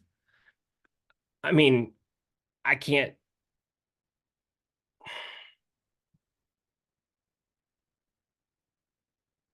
This is what my life's become. Jordan, we can figure this out. We could put a poll up in chat. We'll ask people, did you guys like the exotic play of the day animation or not? And we'll let them decide whether we should continue to do the animation or not. We'll see. Well, we won't know until the poll results come out. So we'll let the poll decide. But let's see what we have for, we've got other super chats that are in here as well. That was obviously a very, very important one. And Chops left us a super chat just to say that Eric's exotic play makes his day. Every single day, Chops, he gets up for this. He gets excited for the exotic play, Eric. Phil Senzig is asking us a basketball-related question. He's saying with about fucking time. With Luka and Garland and the value, how can we be different today? Play Malik Monk. How do you like differentiating your lineups? What are the ways that you like approaching your lineups to not make them all the most chalky spots on the slate? So there's 2 very obvious things, and that's just going to the 8 p.m. Eastern time window of basketball games. We have Sacramento, we have Portland, we have Memphis. I think all 3 teams have some viable options to get different and to land on some pieces that are just contrarian. I mean, Jordan Goodwin is not contrarian. Zaire Williams isn't going to be contrarian. I don't think Santi Aldama is going to be contrarian. And I think Vince Williams probably not going to be contrarian. Duop Reith probably not going to be contrarian. But we have high upside options. I'm looking at guys further down the line, more expensive options from those very same games. And I'm just grouping Domantas Sabonis, really like him. De'Aaron Fox, if you think he's going to play, leveraging your lineups and getting to more of him. I'm a huge fan of Anthony Simons and Jeremy Grant in tournaments, both of them sub 30%. I think they're just fantastic options to be getting to at 75, 7,100. I had more of them coming into this show, and then Luka Doncic basically got unlocked by early value like Garland and things of that nature. So For me, I'm looking at the Sacramento side. I think Keegan Murray can be a walking heat check at times when you don't have De'Aaron Fox on the floor, but specifically it's shooting guard, small forward, Malik Monk, 5,900. I've brought his name up 48,964 times in order to bring joy into my life after being just sent to oblivion, and Malik Monk is going to bring me back into the promised land. Yeah, I don't mind getting to Malik Monk. We know how big of a bump that he gets with Fox off the court is something that Josh and I talked about a ton on the playback show the other day. By the way, Kelly Oubre is out today, so we will not have more Oubre value on the slate. He was listed as questionable. And KJ Martin also. I like Buddy Hield a lot for tournaments now, for what it's worth. 6K, nobody's going to play him still. Who did you say? Buddy Hield. With Kelly Oubre out, I mean, Buddy Hield's going to close. We're going to see, I mean, any kind of a spike in his usage here. Been around, what, 20% here? We saw a lot of games pre-D'Anthony Melton. Without Melton out, and now with Kelly Oubre out, I'm going to take a little tick up for Buddy Hield minutes. We had him at 30, and I was already getting him to lineups. I'm going to take him to 32. Have a baseline rate for his usage around 22%, 22.5%. I'm going to get to him in a lot more lineups. Again, another shooting guard, small forward at that exact like 6K Malik Monk type range, just to get different and get away from some of that 4K chalk from Memphis. Let me see if there's anything else that I could mine here from the 76ers. Let's look at some of the salaries. Mo Bamba is starting. Why is Mo Bamba starting? Kyle Lowry's starting as well. Oh, my dear sweet God. What is going on? Weird starting lineup. So, all right. Well, first off, what is Mo Bamba has to be like min price, right? I have not thought about him since like Christmas. Mo Bamba. I haven't thought about him since there was a song. Wasn't Mo Bamba a song? There is a Mo Bamba song. What is his price on DraftKings and FanDuel? Mo Bamba, but also the Mo Bamba rap song, I think it was. All right, Bamba. Yeah, Bamba. Ben Shepherd now listed as questionable. TJ McConnell season. Right, so Bamba's 3,300 on DraftKings. On FanDuel, he's 4,200. That's weird that he's that priced up on FanDuel. I mean, he's still a great play at 4,200. Bamba's a terrific fantasy producer. Mo Bamba just became the best value play on the slate. Mo Bamba is a smash now. This would be the first non-late swap slate. I mean, with everything we're saying here, every single player that gets added to these early games is pulling away from stuff that has unknowns to it. Like, we just got Ben Shepherd. I don't think that really does a lot because it probably can just go funnel towards Andrew Nembhard a little bit more. And then I don't think TJ McConnell and Halliburton can really share the floor. They have just shown a propensity to not do that. So that's frustrating because otherwise TJ McConnell would be awesome at 1.25 DraftKings points per minute. But the Sacramento thing, again, the unowned pieces of value that we're still potentially waiting on.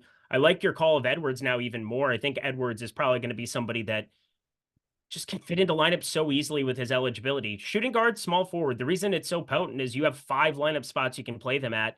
They can just fit into more lineups and have more chances to be optimal. So, yeah, more value, just what we needed.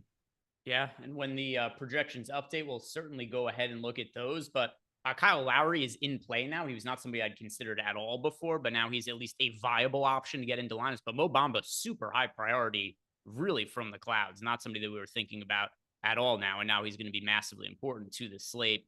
You should be shorting Paul Reed and everything. He's still available at a lot of pick'em sites right now. I'm just jamming unders on him like over and over again. What are the lines on Paul Reed? 18.5 PRA. That's what I just keep jamming it. He's 24.5 fantasy score. Keep jamming it. A very unexpected starting lineup there. Jake Lindland asked me, how confident am I that Anthony Edwards plays like 60-40? Something like that? I'm more confident than that. I'm probably like 75-25 on him. I'm true 50-50 on De'Aaron Fox. I have no idea. I'm like 80% confident Fox plays. I'm pretty confident. Wait, you're 80% on him, but Anthony Edwards, who is Wolverine, who ended up playing on the back-to-back against Memphis, ends up suiting up, and you're more questionable about him? Yes, because I think it's very bizarre that that Edwards is on the injury report after playing last game. It's very weird to me. I'm still going to play Edwards. I think he's a good tournament play. Feels like a Luka faux type thing to me. I'm more confident that Edwards though. It's true. Okay. Well, we'll see. I mean, this is obviously the game where you can make the stands that we're talking about for no late swap. I don't think there's another real spot. I don't think, does Ben Shepherd do anything? I mean, he's a guy we have for 12 minutes. So like TJ McConnell, I don't think shares a floor with Halliburton, so I'm not going to really change anything. By the way, our projection just got updated. We have Mo Bamba in now. So we gave Bamba 27 minutes, or I think it was totally reasonable. A 27-minute projection for Mo Bamba. That puts him at 32 DraftKings points. For FanDuel, that puts Mo Bamba at, let's see, 33 fantasy points at $4,200. You just jam Mo Bamba today. I think I'm going to rerun everything. I assume I'm going to end up with Mo Bamba in 100% of lineups. Yep. Also, my brothers in Christ, if you have access to pick 6 in your state and you are not playing this Philly and Charlotte game over and over and over again, you're doing it incorrectly. You need to go to pick 6. You need to sign up over at our link. I've got some shorts available. I know that we've had some other content. I know Aton has an article out for it.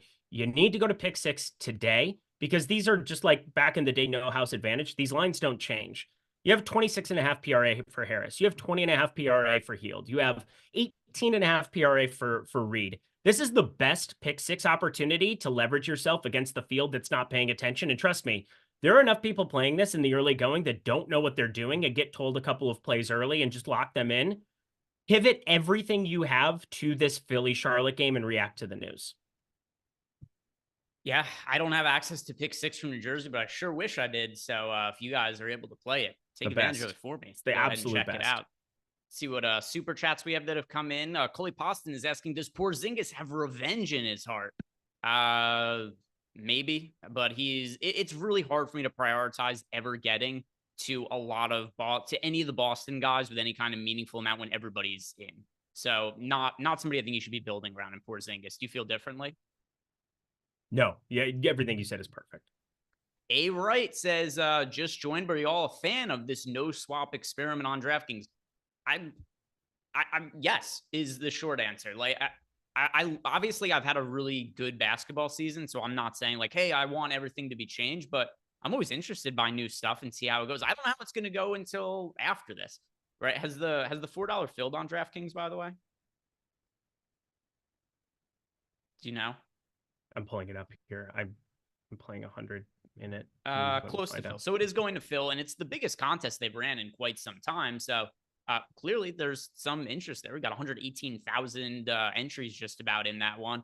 So here's my take on it, A-Right. My feeling is I'm going to do my best to find the best edges in whatever format they put out there.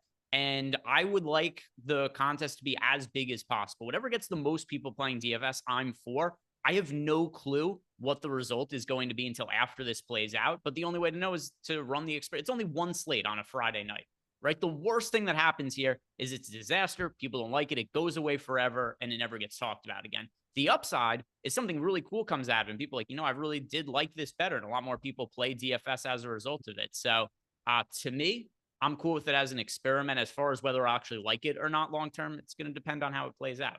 Do you have any different feelings in that? I do, but I'm going to keep them to myself. Okay. Jorge Giacomi is saying Mo Bamba, Duop Reef, or Trey. Who's your best pick as a center back? Mo Bamba by a mile. Bamba by an absolute country mile, and then there's like a bridge across to the next country mile, and then you run a marathon, and then you run another mile, and then it's another mile, and then you're at Mo Bamba, and then the next guy. Next super chat we have is from Deontay Smith. He says, in the Sims tool, should you sort by ROI, top 10 percentage, cash percentage? You want to sort by the ROI. That's the catch-all metric that includes all of that data, because the ROI is going to include stuff like top 10%, how often a lineup cashes, how often it wins. So sort by the ROI. The Sim ROI is going to be your overall best metric for determining which lineups that you built there are being sorted and ranked the best there. BD says single entry DK, one pay up option have with Bamba and thanks. For a single entry, Eric, if you only roster one pay up option, which direction would you go? Luka. Yeah, it's going to be Luka for myself as well. Going to go with Luka there. Got another question here from Grabaka Mex. He wants to know, Eric, do you have a non-exotic play of? Why did you just choke on a you-know-what just now? It's got to be Mo Bamba at this point. Mo Bamba for sure. You know what? I don't want to only make it the bit that Eric hates. So let's do the nuke of the night too, Jordan. Let's do a little palate cleanser. Let's blow for my Eric dick so up. That's himself. better. Play the other animation. Do the nuke of the night. Jordan had the chance to do the funniest thing ever by playing the exotic. He did, but he didn't. He absolutely failed. I was trying to give him. I thought he was going to give him visual cues with my eyes. If he would have played, it would have brought the house down if he did the exotic animation again. But nuke of the nighttime, Eric. You can. I think he's worried that I'm actually mad. When I'm not actually mad, I don't actually care. But I truly can't wait until the next time I get to play basketball against both of you at a company retreat. We'll see what happens. All right. Be honest though. Tell the people how funny that animation was in all of it. It was pretty funny. There we go. Funny. Now tell the people, who's your nuke of the night, Eric? The real thing that you like to hang your hat on.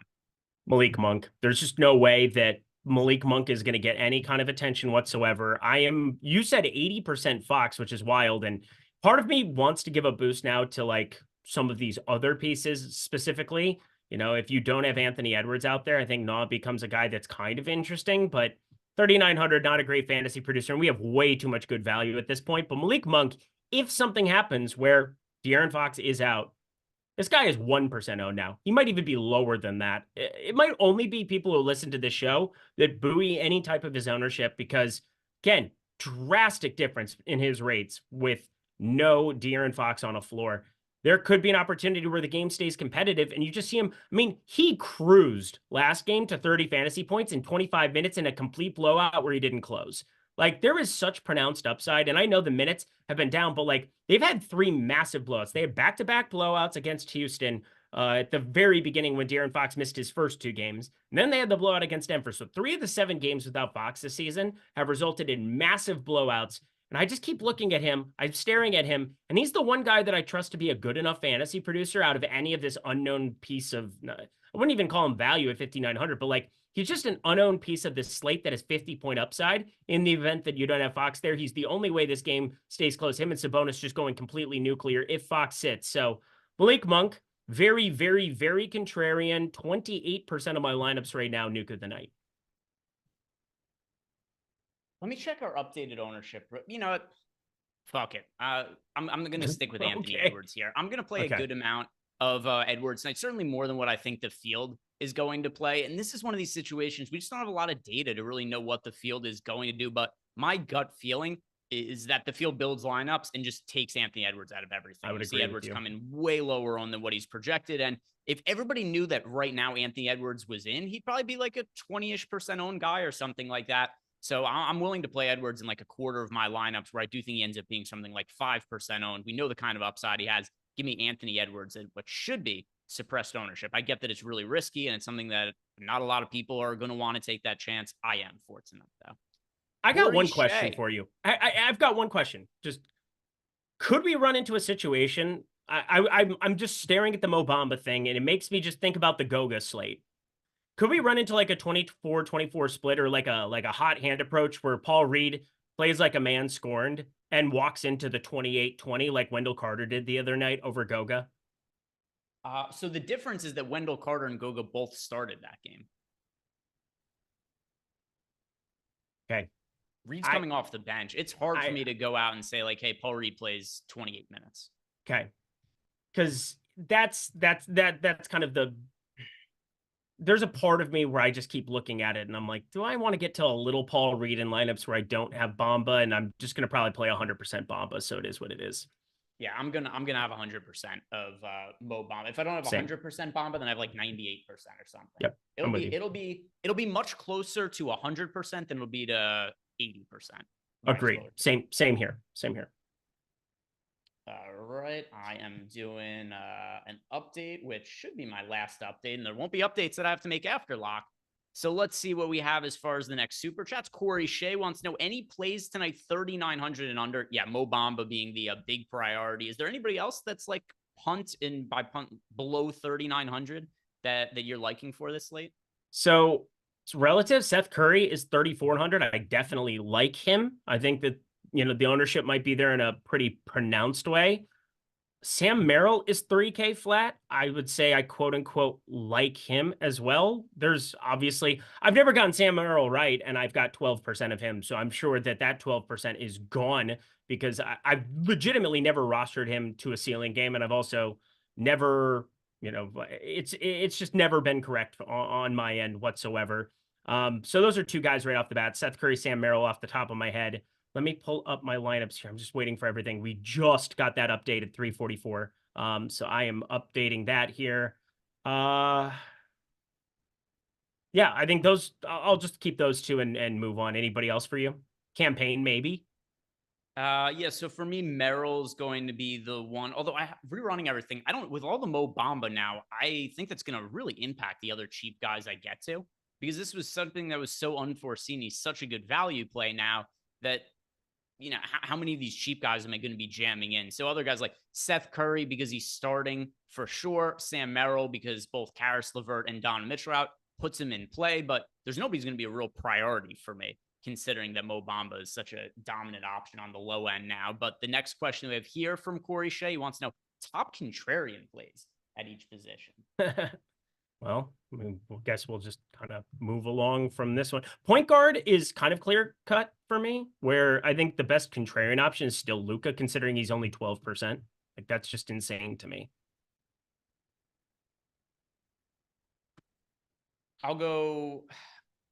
So if I have to group some guys that I like as contrarian options, and also I'm going to have to look at our most recent updated ownership, also making some assumptions. Like Anthony Edwards is projected for 22% ownership.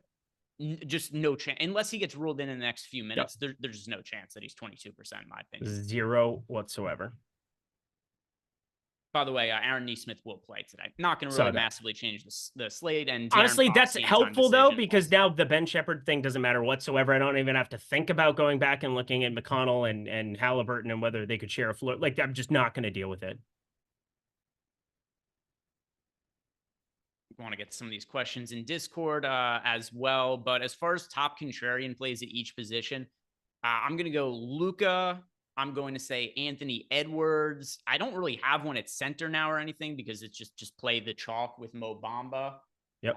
Let's see, though, if there's anybody else who's Jalen Duren at center is pretty contrarian, and I like Jalen Duren a lot, considering you had two pretty darn good basketball players get ruled out in Karis LeVert and Donovan Mitchell. That line's dropped to 7.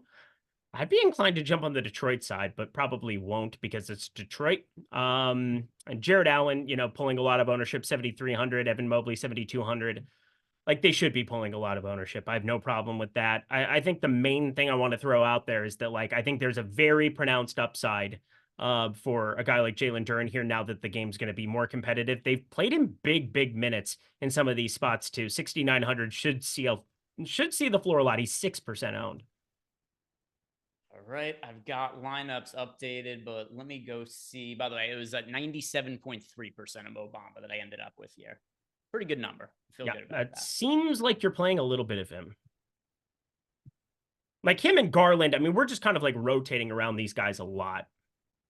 I have Edwards, by the way, in 28.7% of my lineups. So good number. Edwards, and also using the contest generator, I gave him a downgrade to his projection so that he would only be projected for 9% ownership, which I thought was probably a little bit more accurate. I actually still think he could come in lower than that, but either way, I got Edwards in 28% of lineups. So let's see if I just sort by my leverage and look at the lowest owned players I got to.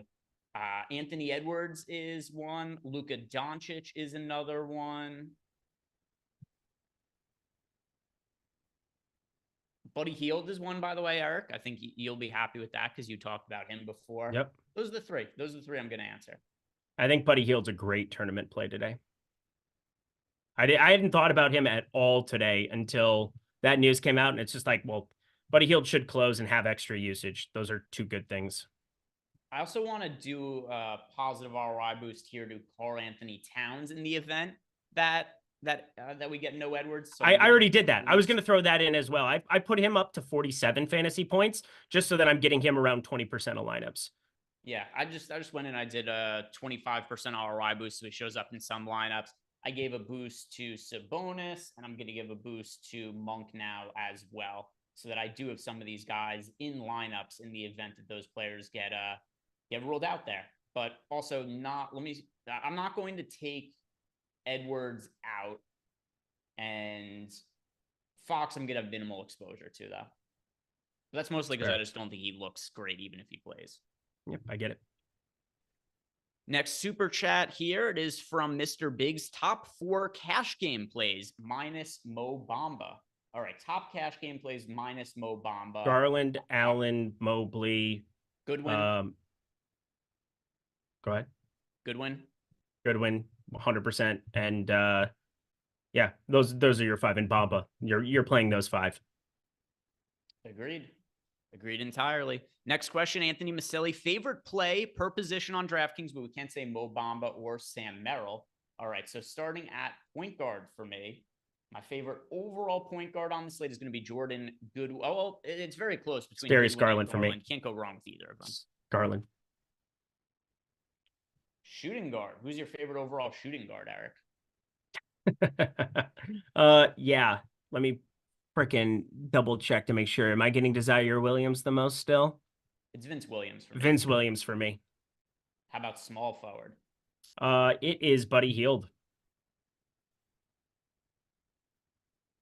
Small I'm getting a shit ton of Buddy Hield. For me, that is going to be Zaire Williams. How about power forward? That is Tobias Harris. Santi Aldama. I don't mind that at all. Center, Bamba. Easiest. Bamba for sure. Easiest one by a mile. I have 100%. That's not changing.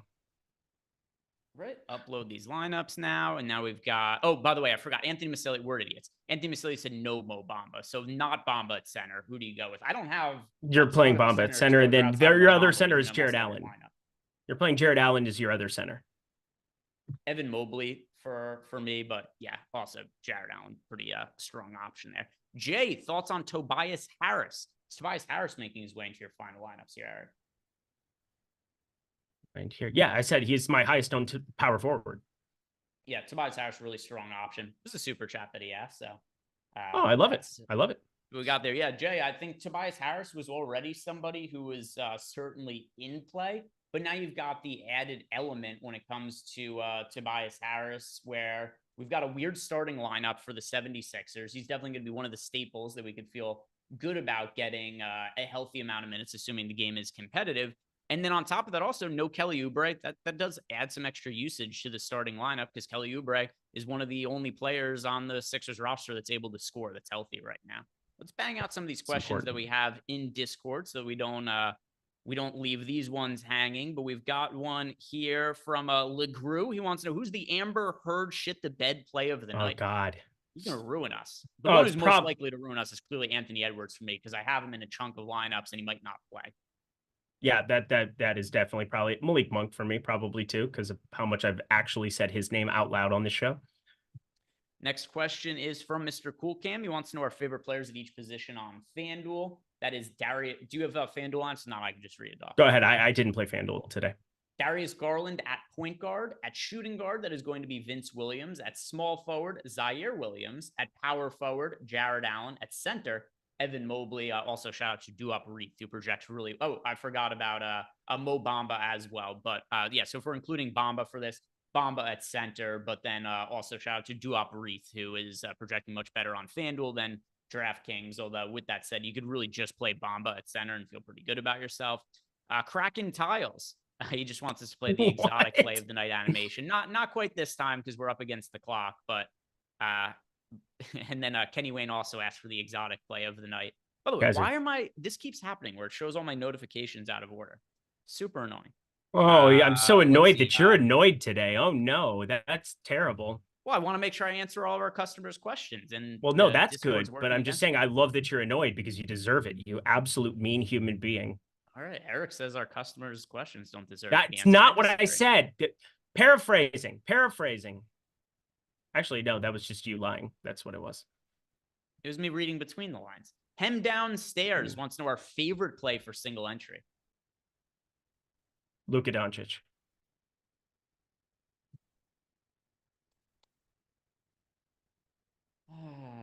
boy, I don't know if I want to give the answer that I kind of feel like giving. I'm going to go with Gigi Jackson. Gigi Jackson's I love that call. He's in my single entry lineup. I love it so much.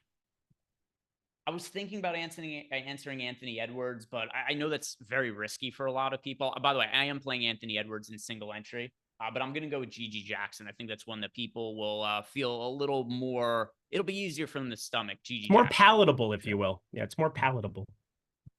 Agreed. Einsteinium wants to know thoughts on Jabari Walker. Did you get Jabari Walker into lineups? Jabari Walker, this is your life. That's a Ben Folds song for the people. No, I don't. Don't have exposure to Jabari Walker tonight. We've got Master PJ says that Greg needs his own play of the night. He says Greg multitasks so well. He has to be on the absolutely on the spectrum somewhere. What's it like having your own burner and chat at the same time that you're working? Why did you create a bot?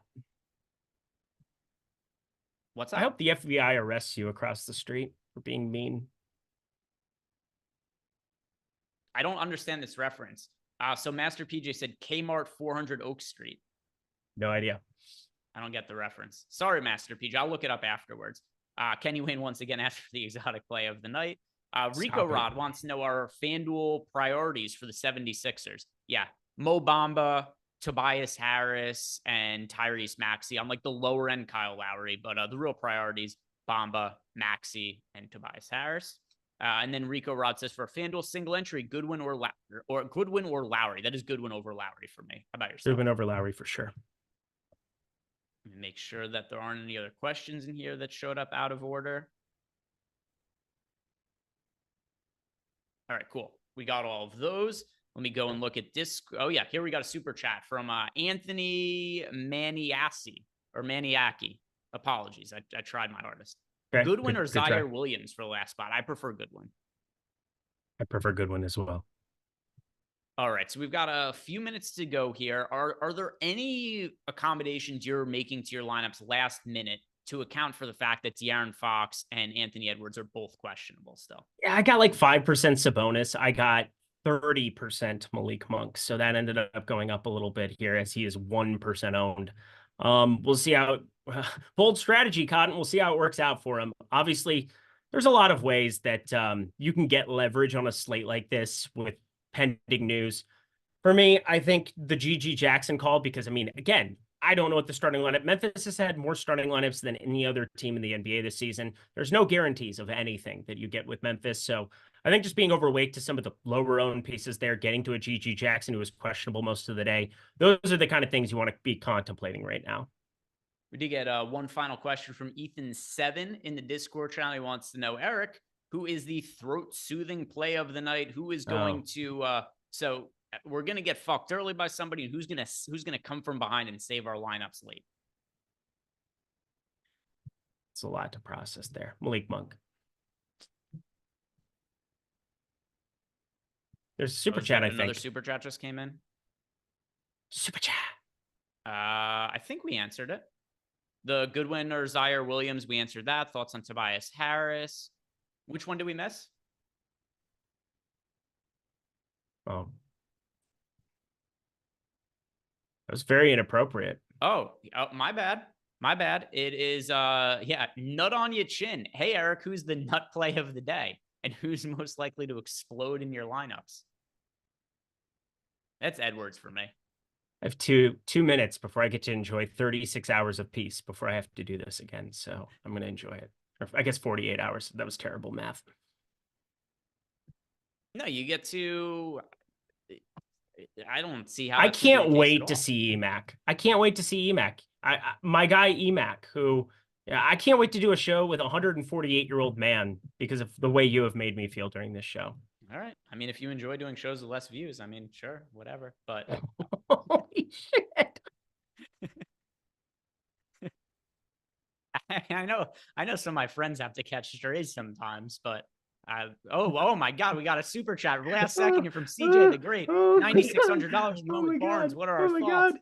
And the stream. $9,600. Yeah. So if you have $9,600 left, Scotty Barnes is the best available option for me. If Yeah, the other one I would consider be Halliburton, but Scotty Barnes. Eric, $9,600 or less. Quick before this lock is going to be here in 30 seconds, and then nobody can make any changes. I don't know. I can't. You really like it when I make fun of other people. It's hard. I do because it's not me, and this is Stockholm syndrome. Here's what's hard. And by the way, I love Eric, and we're about to start the show over on playback. Josh is going to jump on. So, guys, hang out for the rest of the night. We'll check out the late slate, and then also we'll sweat what's going on, and we'll figure out what Josh did with his lineups in lieu of the no late swap being here. But I find it really fun to just shoot the shit with my friends and make fun of them, and it's only me and you for an hour when we do that show. So I have to make fun of you. EMAC is in chat, and I love him so much, and I need him to know that. All right, let's head on over to playback. Christ, Guys, thank you very much for watching over on YouTube. If you haven't done yet, like the video, subscribe to the YouTube channel, and head right on over to playback. We got Jordan dropping in those links. Josh and I are about to break everything down. I'm really interested to see where he landed on his lineups. Peace out. See you guys over on playback.